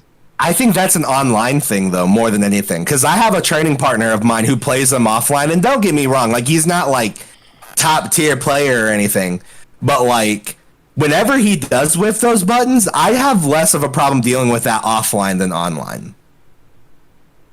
Especially with how how hurt boxes are extended in this game. Like, really? when people whiff a button, that hurt box stays out like it's Street Fighter. Like, I don't know how much mileage I get out of a crouch A from Iori where it should whiff. Like, the crouch A has no business hitting, but because they whiffed a button, and it could be a crouch B, a crouch C, or whatever, it will punish. It will hit and punish. So I don't know. That's It is good, Yori though. though. Like That's other characters true. don't have like that option. Like if you play Liz, like what are you gonna do? That's true. I don't know. Like I said, I think he's like where Clark is. Like, in my personal opinion, I think that's more where he is, where he's like at the cusp of A. Like, you could argue it, But Maxima should not be an A. Maxima's definitely in B. Yeah, some people are trying to create this narrative that Maxima is just like top 10 character, and I'm like, look, he might have more damage, but stop. Like it's, and I actually played Maxima's a character that I do play casually. I use him because he's fun, but you just put Athena in his face, put Joe in his face, put Robert in his face. He's not going anywhere. I mean, he has a full screen fireball punish for a super. That's cool, but yeah, but you're spending a bar, you know, yeah, which is fine. But you know, without resources, it's rough. I'll say this about the tier list. I like this tier list. Obviously, I do agree with S plus being what it is. I don't know if it's because I really hate Vanessa, but I would almost make S plus plus and put her there alone. Like, I think that character carries people so much. Like, people just do stuff because they're allowed to. Whereas Ralph is incredibly stupid, right? And he has good damage. But like, I don't think he gets to open you up as easily as Vanessa does. Like, she just mash your face on crouch B. They're gonna run into it, right? Or dash punch and you're gonna be safe. Like, but anyways, I don't want to rant on her too much. I do like the top 9, I guess. So like S plus to A plus, I would agree with that 100%. As far as rankings for A plus, it doesn't really matter. I think they're all there. I do think there's some hidden gems in this game. There's 2 characters in particular I think are better than people give them credit for, but I think in one person's case, it's the fact that no one has optimized them yet. One is Kyo, and the other, I think, is Shizuru. I think when people figure out how to play Shizuru's neutral, it's going to be a wrap. I don't think anyone knows how to play her just yet. And you see a lot of combos and a lot of like those like mix-ups where she gets the knockdown and they throw out the clone super. Like, yeah, that stuff's cool, but I feel like people just haven't really figured out what to do with her yet outside of mashing their face on stand D. But I think she's going to go up. Maybe with the patch, who knows, right? But as of now, I think she's way better than people give her credit for. It's just that, you know, in a lot of KOFs, it happens where players they're going to gravitate to the easier characters to play. And when you look at the top 10 in this game, they're all like, Robert is super basic, Mai super basic, Joe, the hardest thing about Joe is a stun combo, and this is like the easiest stun combo in the game for him, right? Athena, you're literally just doing crouch C fireball all day and then DP. So like the better characters, Terry Bogard, another one as well, really, you know, like Mexican said, very straightforward, very simple, just has high damage. People are gravitating towards the top characters that are easier to play versus strong characters that are harder to play. Where Shizuru comes in, where even I think Ash Crimson comes in. I think Ash is good, but you know, you got to have those Sans Colette combos down. So I guess in conclusion, I said all that crap for nothing. I think everyone is fun, and there's a lot of good characters. There's some characters I think that need 1 or 2 changes to put them over, like a Mitsune-kun. And then I think there's characters like K-Dash who needs a prayer, you know, who actually needs some type of, like, whatever, maybe a little overhaul. Benimaru, I think another character. I know there's some people that are trying to convince me that, no, he's really not that bad. No, this character is terrible. Like, to be fair on K-Dash, he needs so bad. 3 things. Yeah, so, you know, for what it is right now, I think it's not too bad. There's a bit of variety in the top 10. You see mostly those characters, but I will say this game, I'll say this, if you look at the tier list, it also favors how defensive the game is now, due to the lack of options, due to the lack of not options, I mean, say running, having recovery now, right? Like, due to that, players have to play a bit more reserved. They can't run in all the time. They'll get hit by fireballs and stuff. Wake up throw being so good. People like Joe having fireballs with like virtually no recovery frames. Like, it's zoning is like super strong, and you can see it in the tier list by looking at all those characters there. Like, lane play is really like lane play, and then there's Vanessa, right? Like, that's the only like break of the norm. Vanessa plays super aggressive. You look at everybody else, Dolores, Robert, Mai, Athena, Joe, they're all super lame. Yep. I've been I can saying agree. this for a long time, I can but agree this with is that. the Zoners KOF. I think yeah. it's the Zoners KOF because it's the beginning. Because if you think about like the beginning of 14, like the zoning 70. was really good. The zoning was really good. Oh my god. I'm gonna tell you right now, everyone feels this way, and there are balance patches that will change things. But the only reason zoning is good is because the movement's different. And the ones who got really into 14, and maybe that was their first competitive KOF, they're having the most time getting past fireballs because they're not used to run recovery. That's the reason why. That's not going to stay that way. Once people get more used to it, in every fighting game, pick the fighting game. I don't care what it is. Any fighting game that has a sense of zoning, the zoners are the top tier in the beginning, and by the end of the game's life, they're mid tier at best. So I was playing a lot of 98 FE before 15 dropped, and that game, if you guys played it, zoners or That is a zoner's game. Oh my god. Yeah. No, yeah. and when you talk about zoners game, like that is the game. Like literally, there's like air fireballs and then the ground fireballs. Like the hitbox are much larger. You can't hop over. Like if you jump over, and then they're like unblockable. So if you try to block a fireball, they can make it unblockable like that. That's a zoner game. So coming from that, I'm kind of already adapted to play like a more defensive style. So coming in, I don't feel.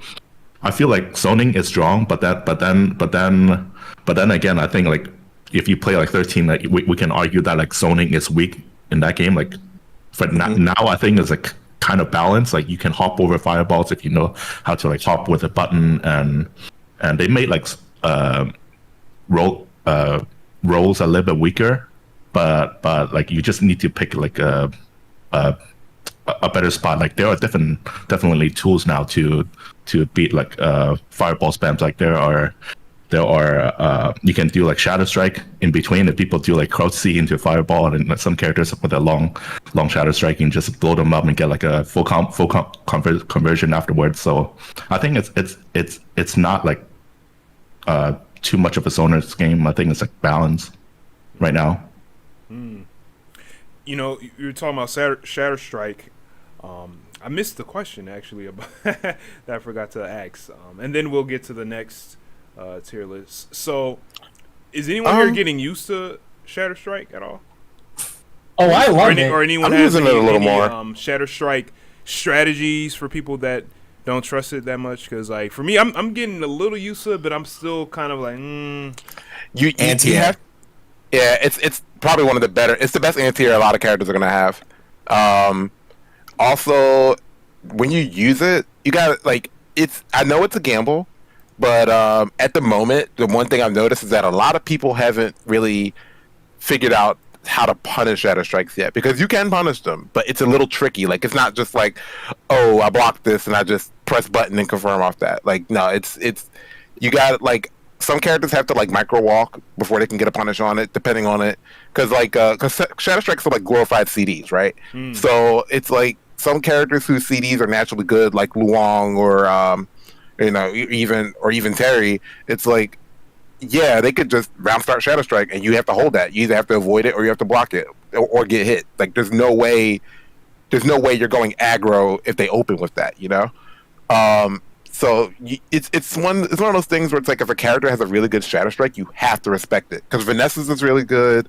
Who else is really good? Like anybody who has like a relatively decent grounded CD is going to have a good Shadow Strike, and a lot of people are not looking for it, so a lot of people are getting blown up by it.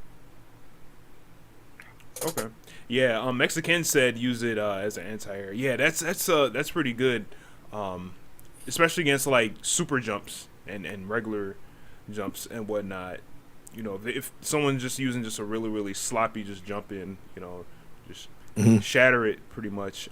On the ground, it seems that like when I try to use it, I feel like I'm using it to just like bait people's like pokes sometimes or something like that. And yeah, for a lot of characters, like if you're fighting against like Terry or Ralph, like just like pressing stand D. A lot of times, like Shadow Strike is your answer. Yeah, because like you can't jump over the standee, you can't roll over. It's not much you can do. You can't a lot of characters don't have like a good button back and with punish, so you just have to take a guess to shadow strike them to make them stop. Yeah, that's true. Any other Shadow Strike strats? So another way I like to use Shadow Strike is to do like a block string and then cancel into Shadow Strike. So if you do it that way, you spend a bar and then you can take off like around 25% of their guard gauge. A lot of people are not ready for that. They've never seen it, and a lot of times you can guard crush them that way. Okay. So you do like a full jump in and then like normal and then command normal and then Shadow Strike. That's like 50% guard bar. Okay.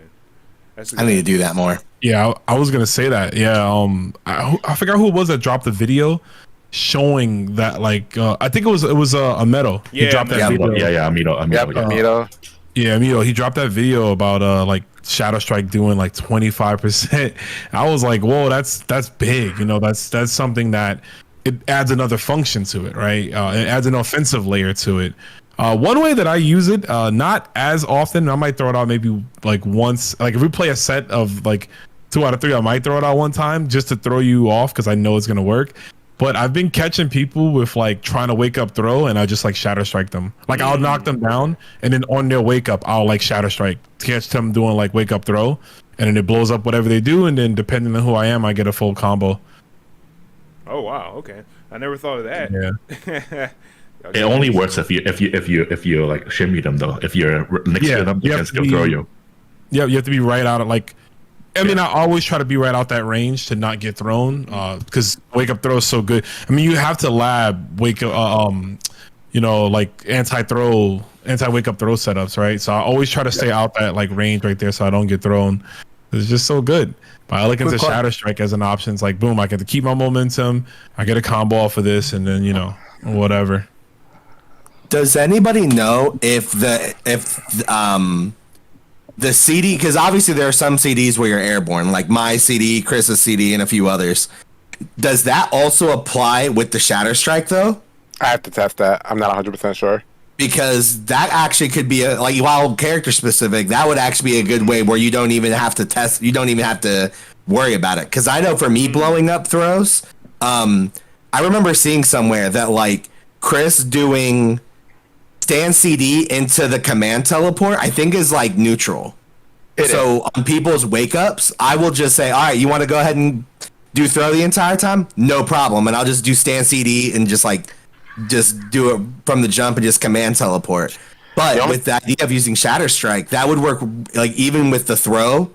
If the person has an airborne CD and it's still considered airborne during Shadow Strike, then it would still blow it up and you don't even have to make the step back. That's something I might have to test as well. The only thing is that I was kind of worried about like, are they airborne on like the first frame or something like that? Yeah. Or, I don't think it's like airborne first frame, even for Mai or King. I don't know about Chris, but let me test it really quick. Yeah, because the dangerous thing with Chris is that with that CD command dash, like CD, so Chris's CD can't be whiff cancel like a lot of other characters can. Like it has to make contact or hit or block in order to get the cancel. And that's one thing they actually nerfed on him from older games. Is like, right. Yeah, so and it has a shit ton of recovery. Like I've missed that CD at like mid screen and got punished for it. It was actually crazy. I mean, at that point, you just got to level up your meaties. You know what I mean? Like, yeah. Like, I'm not saying you can't, by the way. I'm just saying in general, like, you're right. It is a risk, but that's when you have to make sure you know your meaty timing and when you know things will connect. Like, same, I guess kind of like the same thing, like when it comes to like execution over balancing, like execution's not an excuse for like bad balance. You know, you just gotta like, as long as it's doable, you just gotta practice it. Because that's just what I've been doing to blow up throws. Because I hate them. I can't stand wake up throw. But sure enough, I'll figure something about it. Throw in general is really strong right now. Like even run up throw is starting to get annoying for some people. Yeah, I'm trying to employ a little bit of that in my gameplay as well. Just run up throws. Regarding wake up throws, it's something that I have to really adapt to. It's just now I'm a lot more careful about my Okizeme and my resets. I just have to like step back just a little bit. That's why like on Twitter and stuff, I see people doing all these resets with like different characters and stuff like that. Like I found something like with Rock doing a reset after his little dash or whatever, and I'm like, yo man, you can get like thrown. Yeah. You know, he's not that like far away from him and stuff like that. Even like Shanae stuff, people doing all this crazy little like corner stuff with his like his little command dash or whatever, mid screen stuff with his like diagonal command dash. I'm like, dude, you can get thrown with that stuff. Like, you know, just and you don't get that much recovery to walk back and stuff with Chris. Like even with some Chris's stuff, you got to be real careful about like your spacing and stuff. Because people just mash throw. Yeah, that new wake up throw killed my Athena set play from 14. It's still in 15, but good luck not getting wake up thrown. My buddy Nathan had a cheeky my setup where if you do you just do jab reset and the first one of the auto combo, and it was a meaty. Like the very next thing was a meaty, but now my gets thrown. I did the same thing with like doing a Yori combo and just ending in close C into Rekka, and then the next thing would be meaty in 14, and it looks so bad. It looks like a mess up. It looks like a mess up of like Dragon Punch and the Maiden Masher, but it ends up the next thing being meaty. But I can't do that anymore either because of wake up throw. Yeah. How many videos have we seen of Mary getting thrown at a heavy slicer? Like, like I've seen like 4 or 5 videos of that happening because like she's had that meaty since like forever, where she would like hit you with sweep or something else like that, or like DP, and get a meaty slide on wake up, and it's like you can't do that anymore. You could just throw her out of it. Yep. I asked this on Twitter about auto rush combos. Do y'all know any characters that have like any like useful auto rush combos? Like for example, like someone pointed out to me that Mai has a pretty good auto rush combo because it ends in that like her little her dive, and then you can do the EX charge into dive and stuff like that. And I also found like some other characters, they have like pretty good damage with their auto rush combo, and you can even like super cancel the kick ender as well. The only thing is that you have to be really close to get it to activate. But anyone else found any good utility for auto rush? I haven't found a lot of good utility for it. Okay. I do think it needs to be rearranged, like because I know they changed it to where it's like, oh, the button you press determines on like what finisher you get, but I feel like it should swap the special button with the climax button. I don't like the climax button being on A because it does not feel good to get mashed on, and it's like, all right, like it's not optimal damage, but it involves the climax, so you're eating at least like 40-45% from this auto combo they just mashed out. But like SNK probably put that in to like encourage new players, like to give them, you're doing cool stuff right now.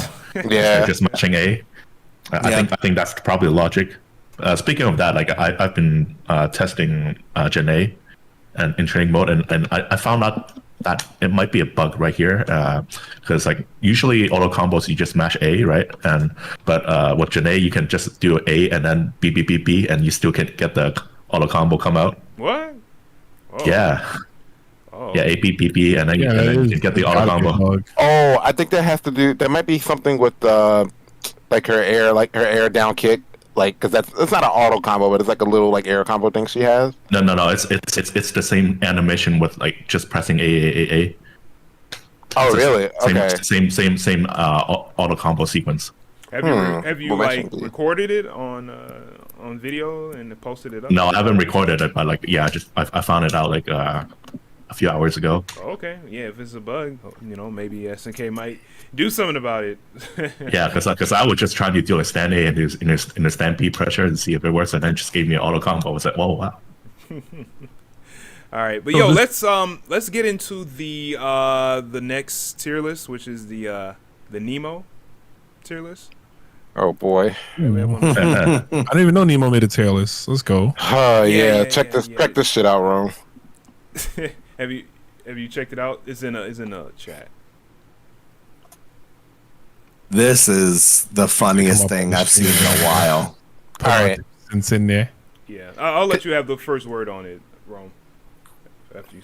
All right, cool. Let me see what you got. Okay. All right. First off, again. Okay, so Ralph is in God tier. That's pretty funny. That's pretty funny. I'd put Vanessa. I think Vanessa is over Ralph. I don't. Ralph is right there. He's number 2, but Vanessa is like, come on, Vanessa on point. Like Ralph on point is good too, but Vanessa on point is like, it's ridiculous. She doesn't even need resources to do all that crazy damage. Let's check out the rest of this tier list though. He's got Dinosaur and Ash really low. It seems like a general rule of thumb I'm noticing for a lot of these tier lists is like you're seeing the Rio, Ramon, and Whip are usually in the either bottom 5 or bottom 3. So it looks like it's a universal thing that everyone thinks these characters are not as strong.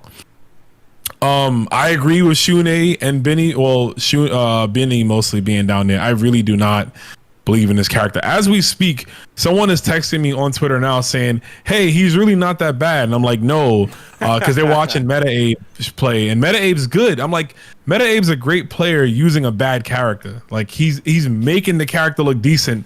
The character's bad. Like Benny Barrow's terrible. Clark being that low. Don't know about that one there. Yeah, he probably hasn't came across any like really good Clarks. Mm-hmm. Yeah, I don't. He doesn't like grapplers either.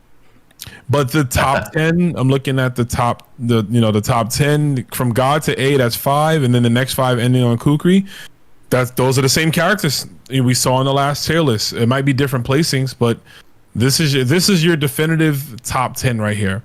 Seeing Kula Diamond this high is good because I know a lot of people weren't too pun intended, high on the character, right? Like they weren't really, they think she was bad now because of the slower stand C and whatever else. But as we saw, the player at the Japanese tournament over the weekend got 4th place with her. So I think, maybe Japan knows this character is decent, and just over here, we're not really playing the character yet. But I will say this tier list, I don't know. I might actually like this one more than the last. The only major change would be I would just put Vanessa God and Ralph S tier. But everything else I'm actually cool with. I think Chris is really that good. King is, again, zoning is super strong. King, Hydern, Andy, really good. There's a lot of good characters. Shermie might be able to get brought up a bit because I do think Shermie's a little underrated. Her buttons are stupid good. So I think she might be, they might be underselling her a bit, but yeah, I think overall I like this tier list better than the last one.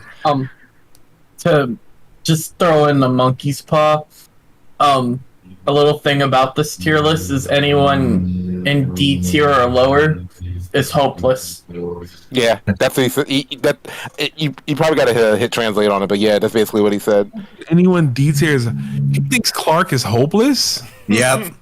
Yeah. See, no, I don't agree with that. Like, can I actually bring up something real quick? Is that it's been known for a while, like rumors circulating around that Nemo does not like grapplers. So that's like seeing. Now, granted, I don't think Clark, Shermie, and Dinosaur are like great. Like they're not. Well, they're great, but like they're not like top tier. You know what I'm saying? But to put them, all 3 of them, that low, I can't. And to think that anything D and below is like not worth it. I don't think that's true. I don't think that's true at all. A lot of these characters definitely need help, but outside of like a select few, I don't think this whole bottom half is useless. Yeah, with Nemo's history and rivalry with Itazan, like a Zangief player.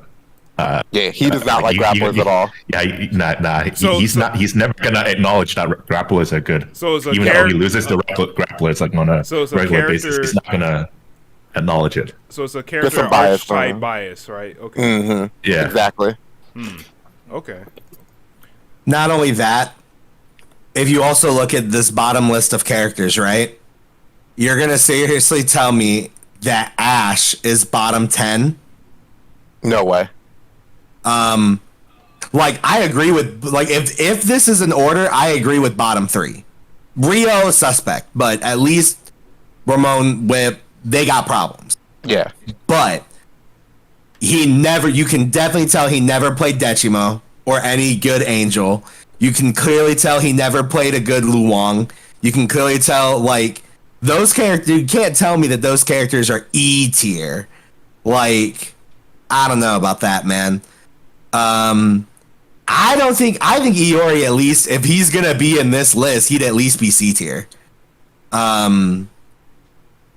I don't know. Yeah, I don't know. I don't like the bottom half of this tier list because this is just weird. First of all, the bottom half shouldn't even be there. Yeah. I think it should be sprinkled in with C and above. Yeah, like Cronin, for example. There's no way Cronin is D tier. Yeah, Cronin is another kind of underrated character. I'll just say this: I'm like as far as the placings are concerned, but I would put like if this was my tier list, I would just delete D to E, D to F, and just put all of them on like C or B. Like I don't think there's any truly bad character outside of maybe Ramon. And I think a lot of that just comes from no one really maximizing the character yet. But like I don't think there's truly any bad character. But if this was the order, I would switch. There's a few I would switch for sure, right? Ash, another one. I don't think Yashiro is as bad as people make him out to seem. I just think that, obviously Vanessa does what he does 10 times better, so you're gonna go with that. But it's the game is in such a good position right now. It just needs one little tweak for like a few of the top characters and like one little buff for the in this case it would be C and below, right? To really push everybody in the right direction. That's at least my take. You know what? I'm glad you brought that out about buffs and leaks. So I want to know from y'all, as far as like the the top tier. Like we could talk about VRT, and then we could talk about like the lower strength characters. So what needs to happen for VRT? What do y'all think? What needs to be like removed for these characters for they can still be fun but not be as oppressive or annoying as they are now? I think Vanessa does not need 2B to be rapid fire. I don't think she needs that. It could still reach that far. It could still get confirmed, but being able to rapid fire that like 4 times and being like almost a character space away is kind of ridiculous. And still getting confirms off that. Like I think there's a lot of other characters in the game that have good confirms from their 2B, and it's not a rapid fire button. Yeah. I don't think she needs that. And it's special cancelable too. Yeah, like it's rapid fire and special cancelable and reaches that far. That's kind of ridiculous. So maybe some pushback. Like add some pushback to it. Get rid of the pushback on dash upper. I think that I don't think it needs to be gutted. I like Vanessa. I like Terry. Ralph's there, but it's like I don't want these characters to get gutted.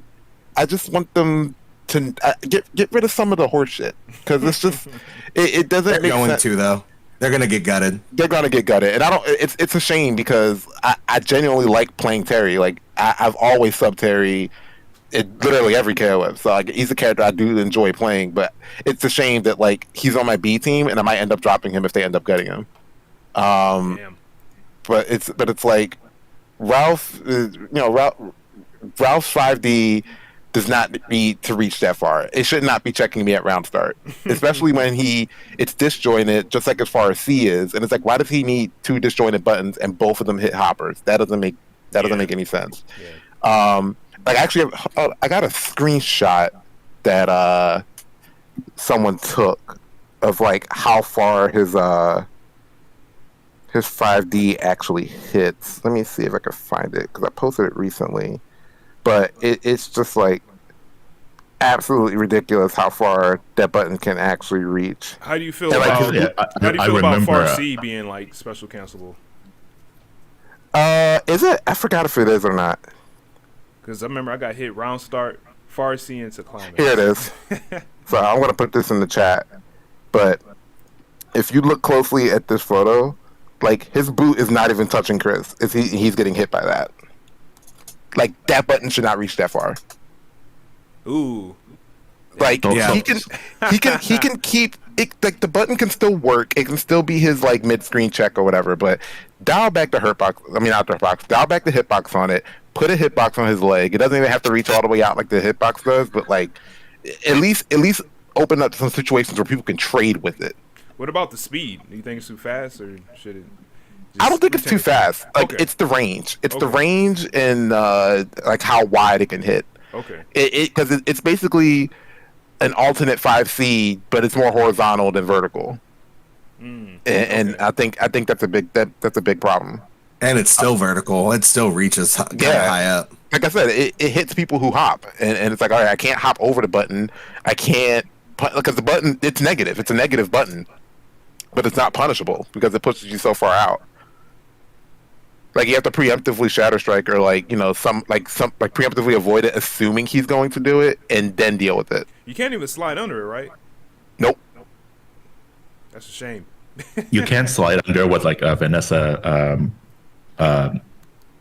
Was it 3D? 3D. You can round. It has to be a really low profile slide like Vanessa's. Yeah, like Chris can do it.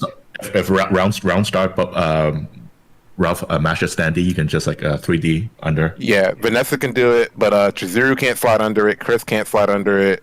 King can't slide under it. Like a lot of other slides just cannot check that button.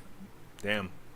But I was gonna say if I can find the tweet, I think okay, I found it. Like Amido, you know the hitbox master, frame data master, right? Friend Amido, he actually looked at the hitbox on Ralph 4D, and it's actually he said that the actual change from 14 to 15 is actually the hitbox is only extended downwards. The length it's exactly the same compared to 14. Oh really? Yeah, but you had a Iori Fardy in 14, so there were other buttons that would be able to contest with that.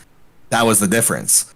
Like right now, and this is kind of where we're going with the balance of this, right? Mm-hmm. I personally think these characters can stay as strong as they are if you brought back 14 Iori, if you brought back 14 Kyo, if you brought back like some of the like 14 Kula, we would not be seeing them dominate the way that they are now. So I don't think like 4D like is too much of a problem for Ralph. It's a strong button, but he's always got like strong buttons. Like even in like 98, like he can stand C, stand D like all day, and that was his game plan. So my problem with Ralph right now is that if you try to jump over, like that's like one common way to beat his 4D is like just jump over and you get a full combo. Is if he does nothing and then he does the explosion, he gets like a full combo. He can convert into a turnaround punch and a super cancel, and that's like 50 to 80% of life, depending on how much meter he spends. And that's my only issue with Ralph right now. It's like 4D is good. Like that's his character archetype. He's got good buttons. He's a footsie character. It's been that way since like 98 or even like before that. Like maybe in earlier games, he's always got like good buttons. That's how he plays. But the problem is like when you jump over him, like he can just juggle you to death. That there's no reason why his DP gives him like a free juggle. There's like no reason, or even just like the heavy turn around punch without spending bar, he can juggle you with like a sweep. That doesn't make any sense. That's actually a good point. I didn't think about that, but you're I didn't not think wrong. about that either. Yep. Like that's actually the reason I'm playing Ralph, because like he's 98 Ralph, but he has more damage and combos. Like so that's his archetype. Like Freddie said, you know, like. That's what he does, and you got to be careful with tweaking him. You know, Ralph in 14 wasn't really that good. I know he had damage, but you know, it was locked behind the system. And I guess that might be another thing too. Characters like Vanessa, you know, I wonder if 14 didn't have, you know, if it had free EX out of max mode. You know, how would she be? Would she have been considered better? Because I know she was at the very bottom of most of 14's lifespan, and a lot of that had to do with that. You know, not having access to those juggles and stuff. But I think, you know, I agree with everyone unanimously on what should happen, especially with Vanessa. I just think they need to make her a lot more unsafe. Like, I should be able to punish you for just randomly smashing your face on dash upper full screen and praying it hits. If I block it correctly, I should be able to blow it up. You know, that's just how I feel. Like, especially if I'm gonna accidentally backdash and get caught by it and then lose 50%, like I should be able to get some type of reward. But I'm actually worried. Characters like Dolores, I hope they don't kill her, because she's like right there. Like she's right. Most people consider her top 4, and I know Asia is like really big on Dolores. You see a lot of those players using that character because she's really good. But I don't know. I feel like she's a character that if they, you know, tweak one or two of the wrong things, they could end up ruining her as well. And I just don't want that to happen. Especially now I just started playing the character. She's dope. So Yeah. But honestly, the wave should be buffs. Buffs. Bring back beta version of Rio. That Rio was actually really good. Bring back beta Yashiro. Make Benimaru an actual character again, you know? Who else we got? Whip, I just don't know what they could do to her. Like, to make her good. Has there ever been a KOF game where Whip is like top tier? Because not I really would top say tier. top Just- like mid, maybe 2002. She was 2002, okay. she's good. Yeah, she's good. She's not busted, but she's pretty good. The problem with that Whip has, and actually a couple of these like characters have on the top and the bottom of the list, is that a lot of these characters are not good by design. So one wrong tweak can either make the character oppressive and OP, or can make them useless. And I feel like they have to be very careful how they tweak some of these characters. Like, especially looking at Vanessa and Ralph. Yeah, they're really good right now, but if it can be one change, and that character can go from top 3 to bottom 3 really easily. So I really hope they take that into consideration, because there's a lot of characters in KOF as a series that are good by design. Like you have Athena, you have Leona, you have Iori, so on and so forth. Like, yeah, even if Iori's not that great right now, it's because other characters do his job better, but he can still do his job. You know what I mean? So it's like I don't want to see unorthodox characters who aren't just, you know, designed to work all the time, no matter what system they're in, and get ruined one way or the other because, you know, they're not sure what to tweak to give that character an edge, or to like take away some of the monkey business that they have. I will say this. I hope there's a bit of a, I guess not really a system mechanic, but I hope they revert like backdash taco and just air command normals as a whole back to how they used to be. Like I don't know why they nerfed those normals like that. He needs taco back, like, to be what it was. He needs that. Even Kill's backdash 2C, he doesn't go anywhere. Yeah. Like I wonder why they need to like give us back like cross ups.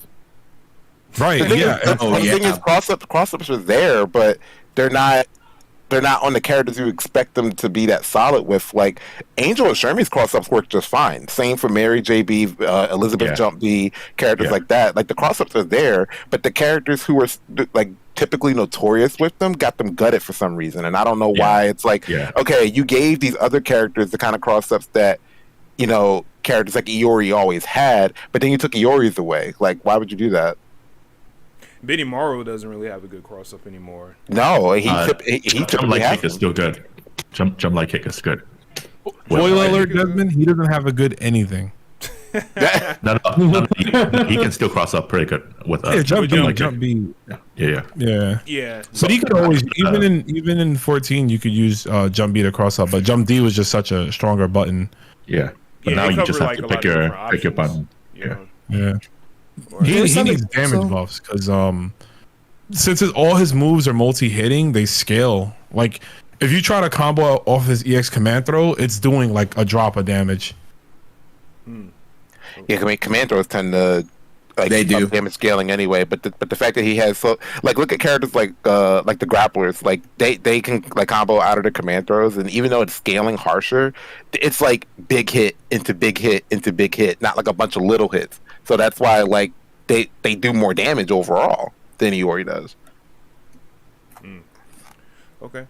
I had Mexican, did you want to say something? I saw you Yeah, kinda there's jump in. there's also a really bad like. There's some things that just make no sense. For example, like the hit stun on things, just in general. Like so many heavy buttons have next to no hit stun like they used to. Yet we have Mai being able to jump and smack someone at the top of the head with jump B and get whatever combo she wants afterwards.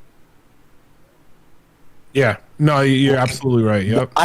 Why is it that if I hit you with a hammer with J2C, I have to actually make sure that I hit that kind of deep, not very deep, but kind of deep, and get the combo when I could hit it damn near at the top of her jump arc, it lands, and I can still get a combo. Bro, why is Kyo's jump B so much better than his J2C now?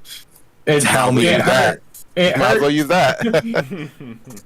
Yeah, my guess is like they probably took out like Taco and J2C because those tools were notorious in the past, like for gatekeeping newcomers. There are videos online where people just like trolling newcomers with those moves and just beating them with like J2C or Taco all day, speeding newcomers. Yeah. So Yeah, I know it's one you're so I talking think about. probably just like nerf them. It's like, yeah, no, we need I to will make say this with game an Taco- upcoming experiment. I will say with Taco, at least it's better than it was in the beta. Yeah, I heard it was worse in the beta. That's the part that blew my mind. In beta, you had to hit them below the waist to get the combo. You needed a setup to combo from Taco. You could not combo it from a jump in. Wow. And now I can combo it from a jump in. Still kind of deep, not that bad, but yeah. Now there's just some stuff that's just like, why?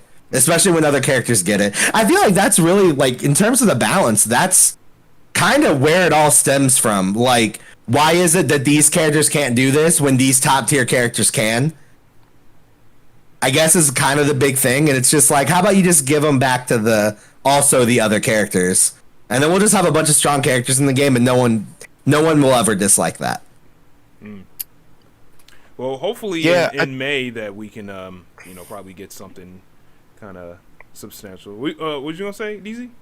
I was gonna say, like, in that tweet about the balance patch, they outright said, like, yeah, we're gonna focus on buffing characters, like, and I forgot the word they used, like some kind of weird wording, but they said like, oh, some moves might not work as well as before, or something to that effect. So that gave me a glimmer of hope, like, okay, they're not gonna murder VRT, they're just gonna tone them back a bit. Murder.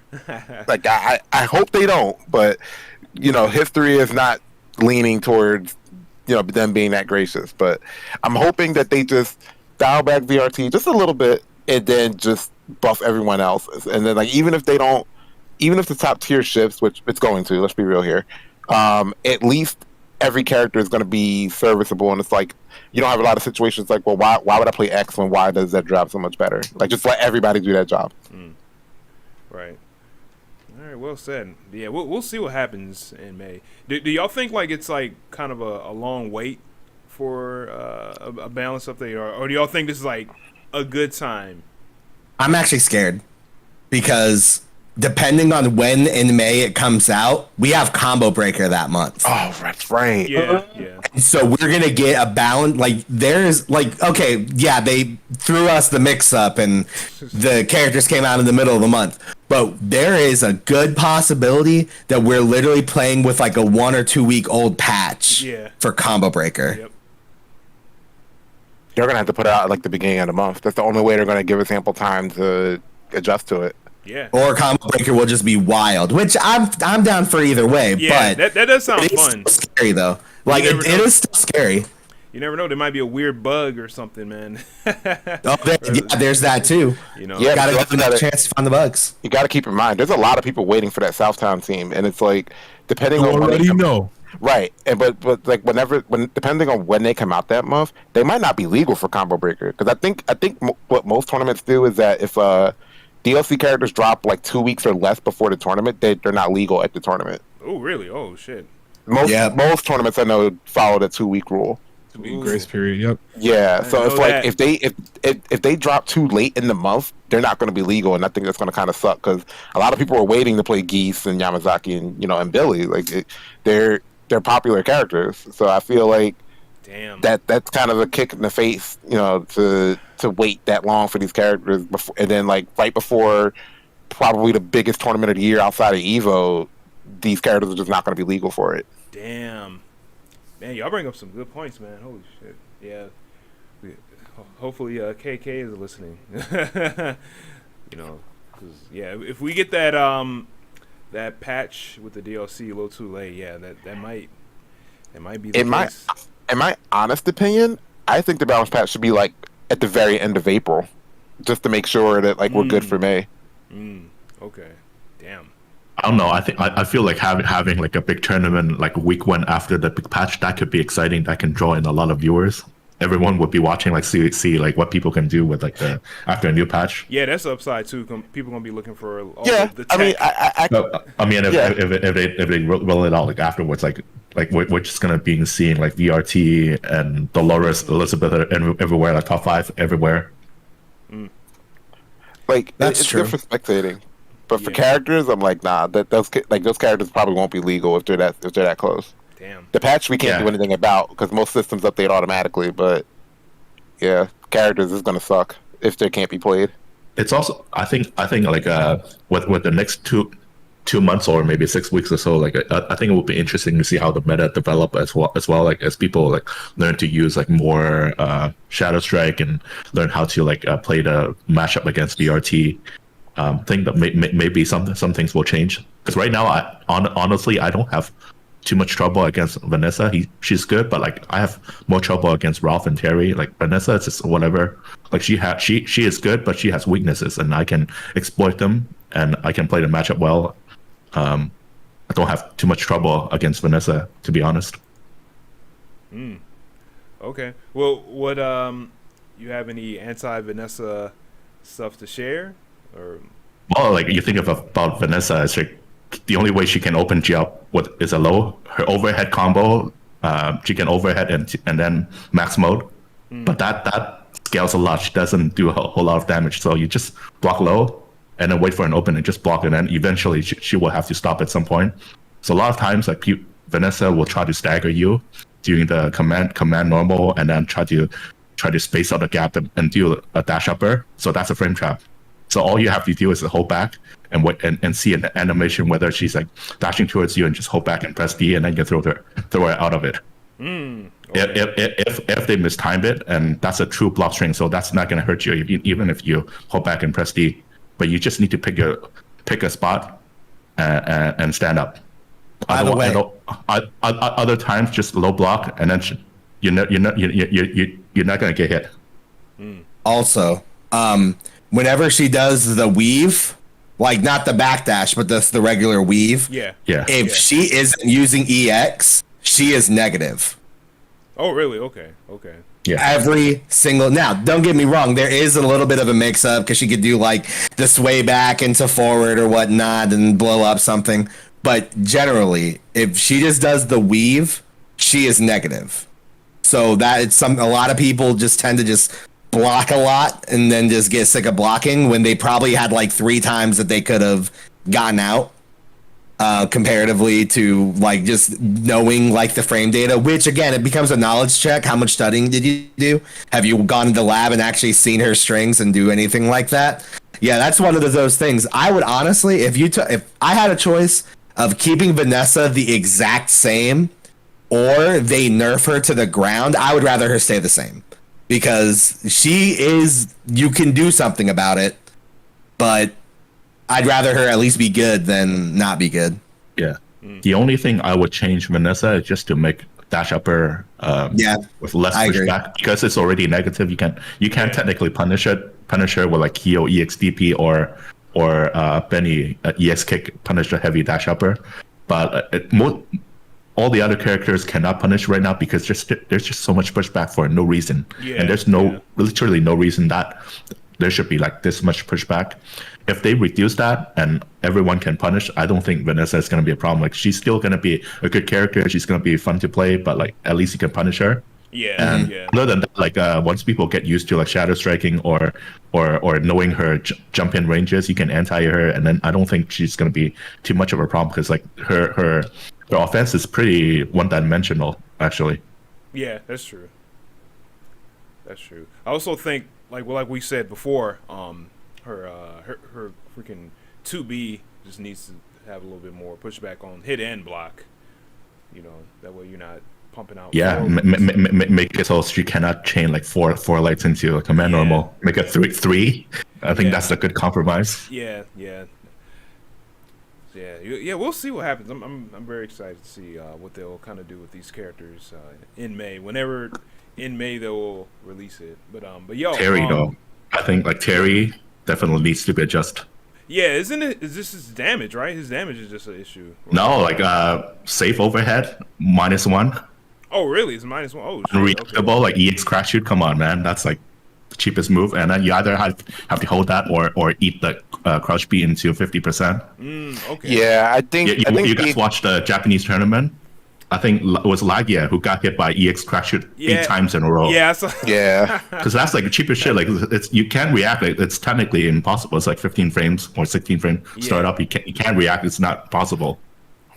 And if you stand up, you're just gonna get hit by a low, and then that's 50%. It's Terry. Okay. Guaranteed 2 bars, like or more if he has more meter. Maybe slow down, make it more punishable. Like either make it more punishable or slow it down on startup. Yeah. Also, his I think outside of EX crack shoot and his damage, Terry's kind of fine. Like his damage scaling on his supers needs to be adjusted to where like you're not because basically it's like 2B max cancel, like 2B 5B max cancel, whatever combo into level 1 climax, and you got like 65% and you only spent 3 bars. Yeah. Like that's I think common though. That's common. Yeah, that's common. But off of 2B max, like 2B quick max, I don't know. Yeah. That, I've been noticing that too. It's not that. It's like Terry just get more can take advantage of like max mode more. Like he just doesn't even need to go into max mode. You can just do like the max mode activation into EX power charge, EX power dunk, and then regular power charge, and then delay DP into super. That's 2 bars, right? That doesn't spend anything, and then he can juggle into another DD, and I think that's he has extra really meter. cheap. Yeah. Doesn't spend him any meter like to do that. That's like 50% too, right? That's 50%. Yeah, that's bars, and that's more than any other characters, and he gets an extra juggle afterwards. I think that's cheap. And his normals, oh my god, I think it's Standee. His Standee is really good. Yeah, his jump D is good too.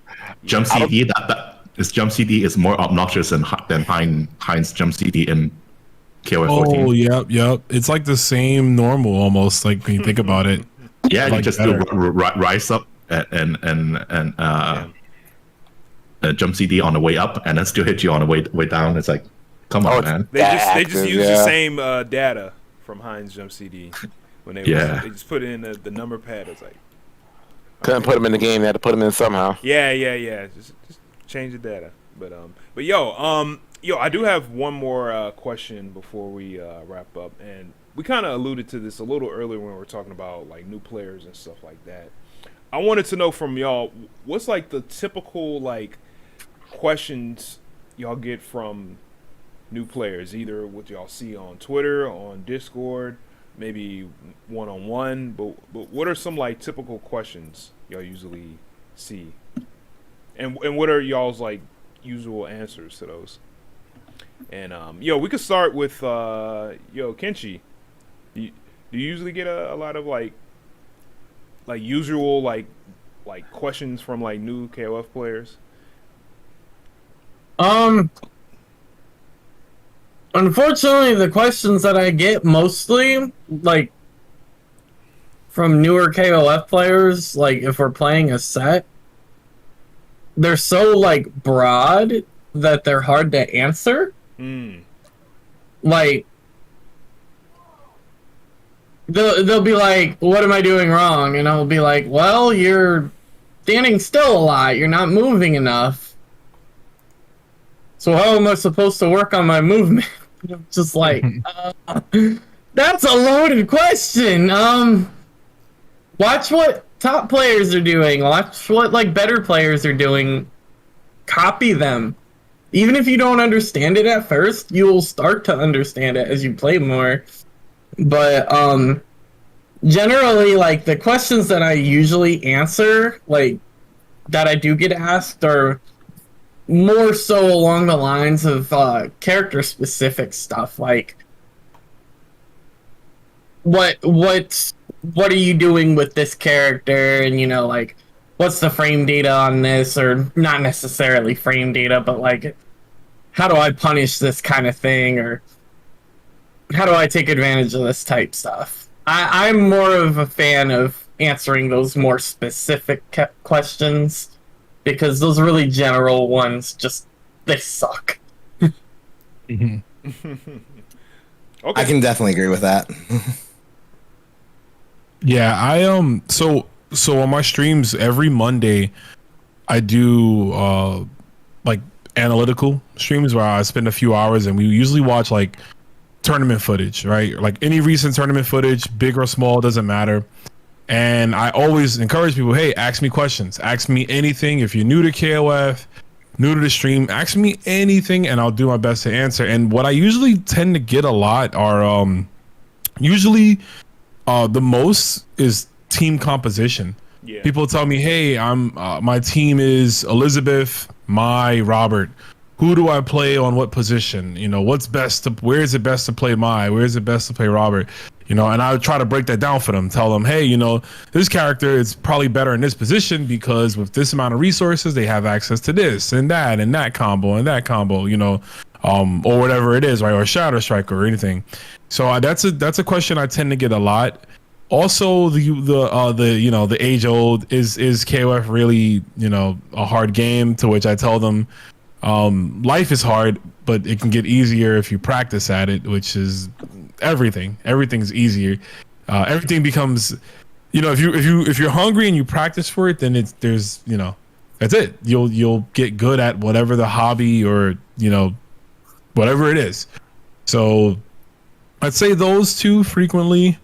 Oh, what else? We get a lot of questions about what to do. Like Kenshi said, like people will say, oh, like I'm getting mauled. How do I stop getting mauled? And it's like, hey, you have to realize, the best answer is realize your character's options and look at what you can do with them from certain ranges versus just saying, oh, stop getting mauled, or like hey, don't let your opponent get started. Because I've had that. I've had people who I thought were like really good, like top players when I was learning the game.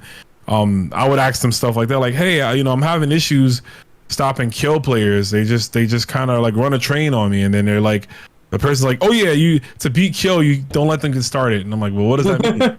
Don't let him get started. Don't let him get the party started. But what does that mean? Like, can you be a little more clear? So I try to just do my best to be a bit more clear for for the newer players, and that usually it's mostly those type of questions. Asking the general stuff, the shortcut inputs, the long cut inputs. Some people don't understand how guard point works. Like I thought that was pretty easy to get, right? Because it's similar to armor, but no, there's some people that really don't understand that guard point is like, it's not like armor where you can have a move that has one hit of armor. So once you absorb that one hit, you're free game to get hit by anything else. People don't understand guard point. You have like armor for a set amount of frames. So I break that down to them, and they're like, what? So I would say that's, but the most part is usually team composition and if the game is really hard. Those are the questions I usually get. Okay. All right, well said. DZ, what about you? Because you're moderator, at the North America King of Fighters 15 Discord. What questions do you normally see new players sharing? I kind of want to echo what Kenshi was saying, where it's like a lot of the questions that I get are kind of broad. There's some character specific questions, because like I peek in all the character channels, like just to make sure that there's no funny business going on. But then sometimes I'm genuinely interested, like, man, insert character here just body me in ranked. Like, let me see what's going on, like what people are talking about this character. Let me see what's going on. And some of the questions I see are just like, okay, like it's like really basic questions. Like they don't ask about specifics about the character. They don't ask like matchup knowledge or frame data. It's just like, what pros are using this character right now? Oh, none? All right, I don't want to play him. And I'm like, wow, that's it? That's all it took you to like not want to play the character. You didn't even put in your own effort. Like there's plenty of people who play KOF that are good at KOF, and they might not be professional players. They might not be able to, play a first attempt with Xiao Hai and walk out with an arm, but they're still good at the game, and you can still ask them for advice. Like there's like the Astro channel in particular. Someone asked, what pros are playing Astro? Oh, well, none of them are really playing him. They're just like dabbling him casually. And that guy never posted on the channel again. And I'm like, well, why? Like, don't get me wrong. Pros are definitely a good resource to get started when you're learning a game. But there's also a lot of intermediate players, and I'm going to go out on a limb and say high-level players might not be pro, but they're still high-level, that you can learn the game from. So I get a lot of people just asking really basic questions like what pros are playing this character, and then that gets a little annoying when I see it in like multiple channels. And then another one is how do I move in this game? And I'm just like, well, what do you mean how do you move in this game? Like you run, you dash, you jump, you hop, whatever the case may be. Sometimes you walk. You don't walk often in KOF, but sometimes you should walk. And I'm like, yeah, like this game is pretty freeform when it comes to movement. Like, I don't know what you mean. And it's like, well, every time I try to move, I get stuffed. And I'm like, well, I hate to give you a broad answer, but just try to predict your opponent to where they won't stuff you when you try to move. I'm like, this game is very read heavy. Like a lot of times you're going to be anticipating what your opponent does before they do it, and that's going to determine what your next move is. And you're either going to guess right and check them, or you're going to guess wrong and get checked yourself. That's how most fighting games play. It's just KOF, it stands out a little more because there's so many movement options available. Like it's not an air dasher, but you have what 3-4 different types of jumps almost.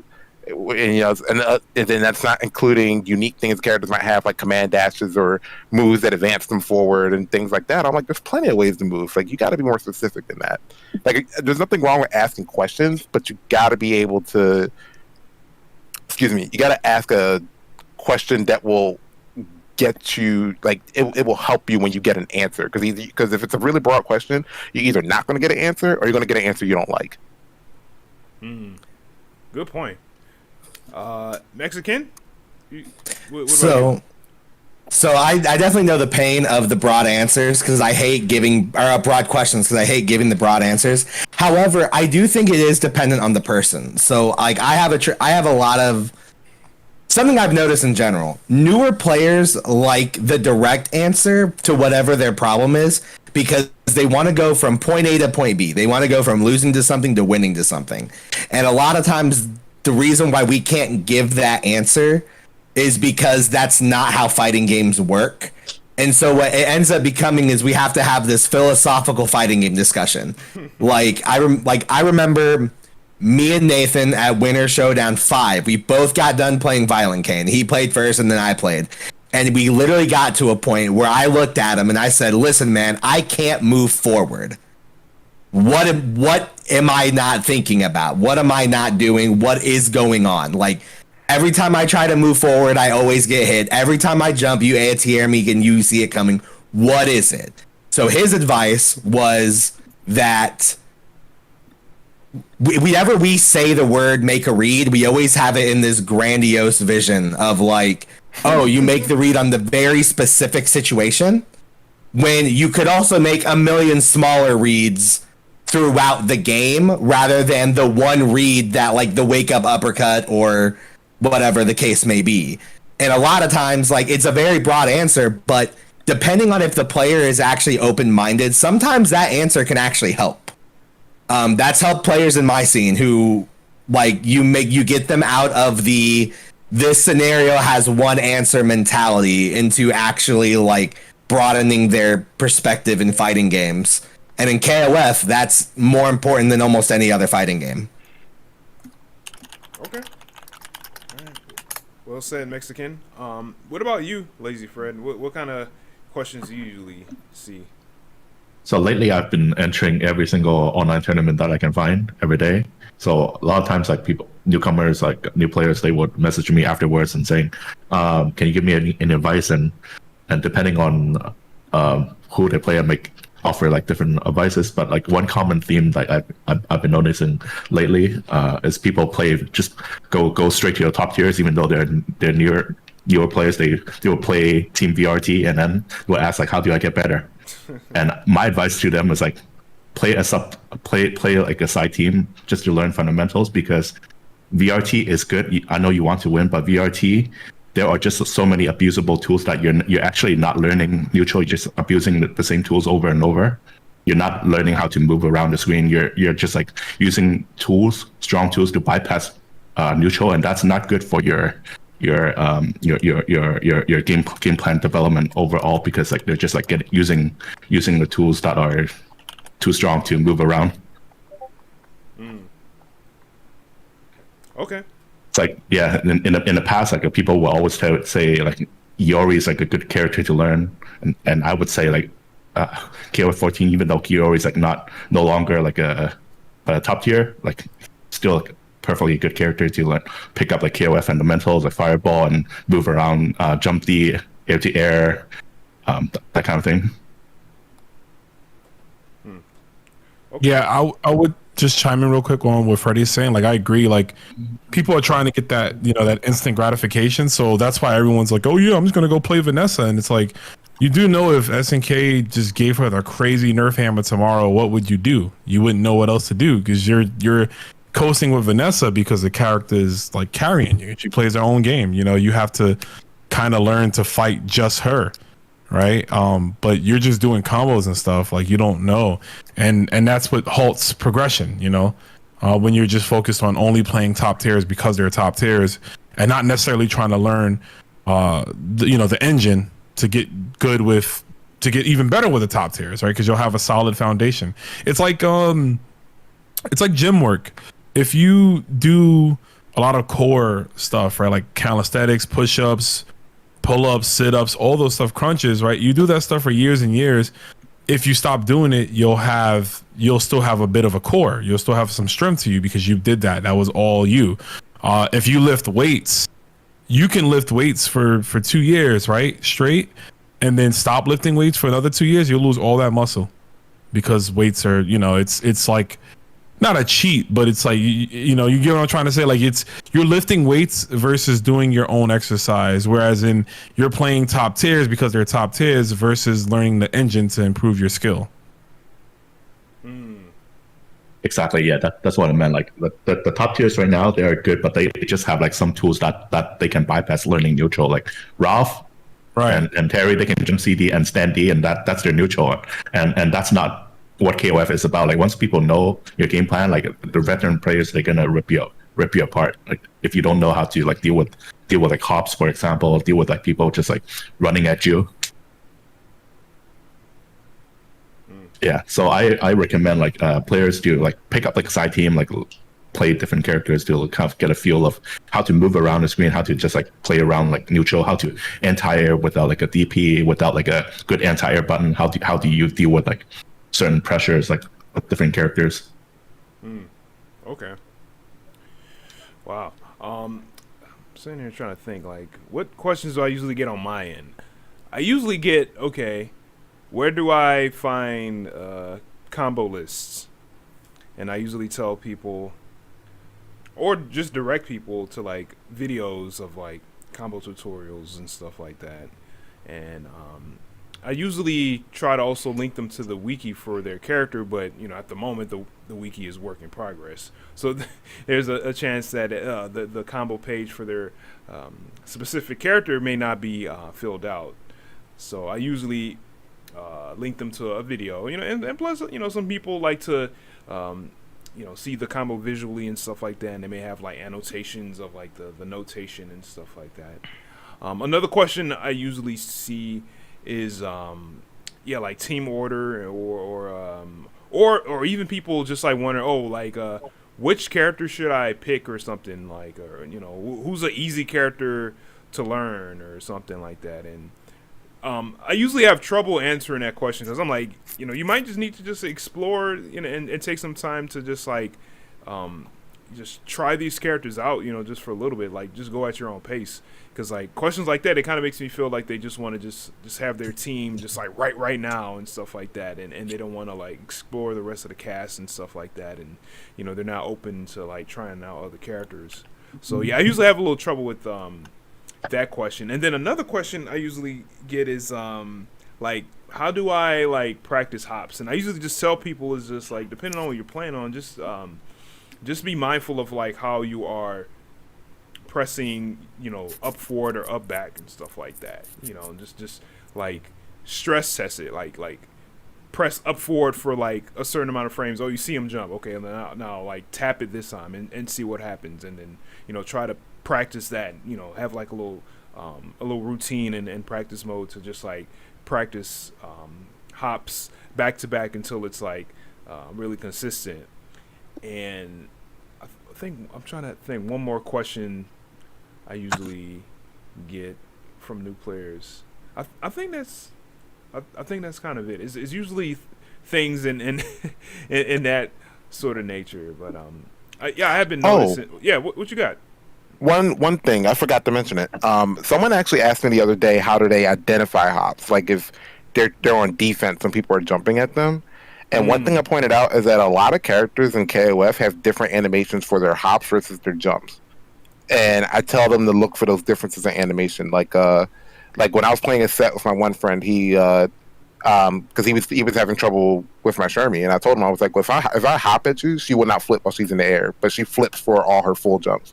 And then as soon as I broke that down for him, he started checking my jumps. And I'm like, that's what you have to do. You have to like learn to identify what other people are doing. And it's harder for some other characters. Like some other characters don't have a major difference in animation for hop versus jump, but a lot of them have like really obvious tells when they're doing one or the other. Oh yeah, that's a good one too. That's a really good one too. It's funny. It's something I never really noticed too much is that you know they have like a different kind of jump animation. Pretty much, I just look at like the range and the height and stuff like that. Right. And, but your experience with KOF, so like for someone that's inexperienced, that could be a really good way for them to try to like learn that. Oh yeah, for sure. Yeah, that's good. That's really good. And I think one more question I usually get is like how to deal with like fireballs. You know, people's like, yo, I can't stand King, I can't stand Robert or something like that, etc. I can't get around the fireballs and stuff like that. And I usually tell them, hey, like look for like a special move or something that can negate fireballs or reflect them back, or that can like go through them, like a super or something like that. And also understanding like the range of like where you are in relation to where the opponent is, where you can like you know, maybe jump in at on them or something like that when you're reading that a fireball is coming at you and stuff like that. And it seems like a lot of people have a lot of different tips when it comes to like dealing with zoning and whatnot, you know. But yeah, that's usually what I get. Anyone else have any other questions that come to mind that new players give to them?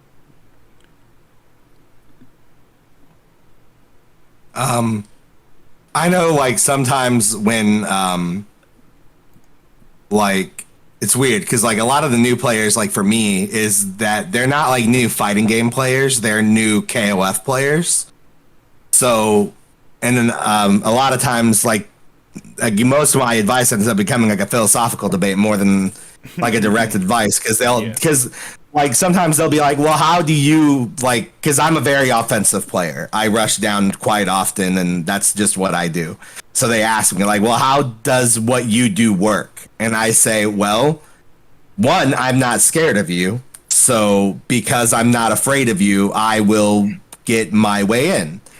And it's like, it's a bad answer, but, you know, a lot of times the thing is like, once you get to the point of like players understanding a hop or understanding like how certain things just mechanically work, it's like, I guess like I always just try to do my best to tell people it's like just to be like, practice the stuff that's consistent. Are you having trouble physically doing hops? Well, go in training room and practice hops.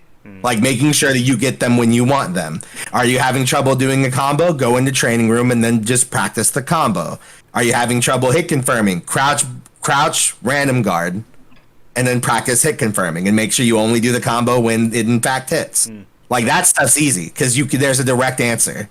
But like, yeah, a lot of times like people will get lost in the stuff that isn't a direct answer, and it's just like the best answer is usually to tell them is like, well, this is when we're playing the game. Like you're asking how to play the game now, and you got past the mechanical stuff. Now you're asking me how to play the game, and this is how I play the game. How I play the game might not be how you play the game. So figure out how you want to play this game, and then we can go from there. That's usually what I always end up getting. But I guess I also don't like. I'm not on Discord a lot, like in terms of like the actual chats. So like most of the times, everybody who I talk to in person. So they get my attention for like 2, 3, 4 hours at a time, and we play like a first to 50, and then we're talking the entire time. So, hey, here's my advice for you new players: find a person who's patient enough to play you for 50 games, and and be able to talk to them. That's my advice. That's funny because like I have seen some of that in Discord. Of people looking for like coaches or something like that, or someone to just like kind of guide them or give them some sort of like constant advice and play with them quite a bit. So yeah, that's really important, just to have someone that's like really, really patient to help you out. Because some people online they're not very patient. They may just give you like really like flippant sort of answers or something, or may not go into detail or something, or may try to make you feel bad for like answering a certain question or something like that. So yeah, I agree with that 100%. But yo, why don't we wrap up? Why don't we give some shout outs and kind of maybe kind of prepare to play or whatever, throughout the week or something like that. But yo, why don't we start with Rome? Rome, you got shout outs? Yeah, I wanna shout out to my boys, my teammates, the Evo champions, Reynald and Justin Wong. We about to do our thing and get that money. We about to do it. Shout outs to them. Shout outs to everyone playing KOF right now. This game is sick. Keep playing it. Keep promoting the scene. Keep pushing for new. And shout outs to you, Desmond, and Dream Cancel, for everything y'all are doing, updating the wiki, having a base for people to go and support it. So yeah, that's all I got. Yeah, thank you very much, Rome. Appreciate you always. Thanks for always coming on here. Kenshi, got shout outs? Yeah. Shout outs to DZ for pretty much handling a lot of the KOF 15 Discord stuff. I made the DLC channels at 4 in the morning. Because Lord knows I look at that Discord very seldomly. So every time I check it, it's like DZ's like on everything, and I'm just like, oh, well, he already took care of it. Okay, moving on now. Thank you. Shout outs to my boy Matador, for letting me stay over at his place down in Vegas when I was there. Shout outs to Juicebox for playing what was it, 8 hours? He marathons the stream. Yeah, because Matador had to work, and we were in his hotel room for like 8 or so hours just playing KOF 15 like nonstop. So shout outs to him for that. Shout outs to Crispy Kaiser as always. Dude's doing the work that needs to be done for all of us. Shout outs to Dream Cancel, I still even though I have the North American KOF 15 Discord, I still feel more at home in the Dream Cancel Discord when I want to look for matches and stuff. So, and hey yo, shout outs to the East Coast because Lunar Bout's coming up, and I'm about to go rock that shit. So, all right, but that's about all I got right now. All right, well, thank you so much for being on here. Appreciate it. As always, Kenshi. Of course. Thanks for having me, man. Yeah, no problem. DZ, you got some shout-outs you like to throw in the air? Big shout-outs to my team. Kick Punch Block. I honestly would not be here if they did not give me a home to start from. So, very appreciative of those guys. Also, shout out to all the usual KOS suspects that are starting to blow up now that 15 is kind of like the big thing right now. So Rome, Aru, you guys are doing a damn thing. I'm proud of you guys. I remember when y'all were just going to locals and just busting it up, and now y'all rubbing shoulders with Evo champs and Evo admins. So I'm proud of you guys. Shout out to Dream Cancel hosting us, giving us a platform to share our knowledge and our opinions. So very thankful for that. And just everybody playing KOF right now. Like I'm if you're playing forever and you just ball down on KOF like you always do, keep on doing it. If you're new and you're enjoying yourself, please stay. We have Modelos. We'd love to share with you.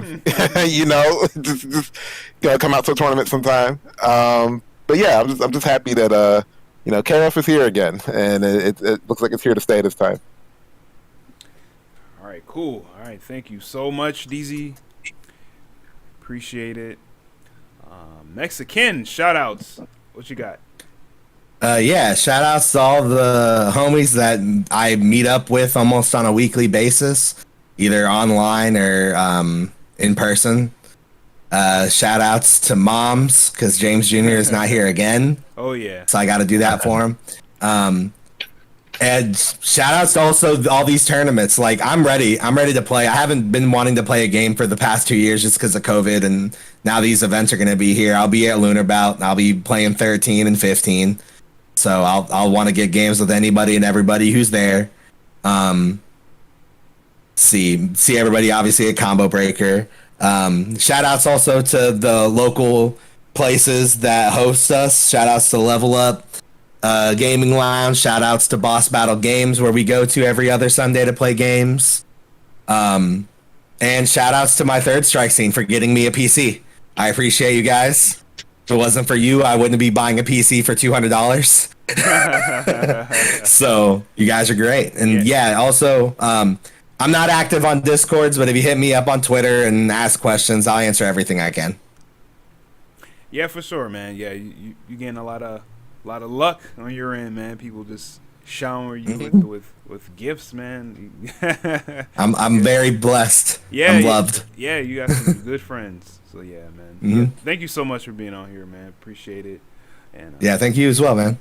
And Lazy Freddy, you got some shout outs?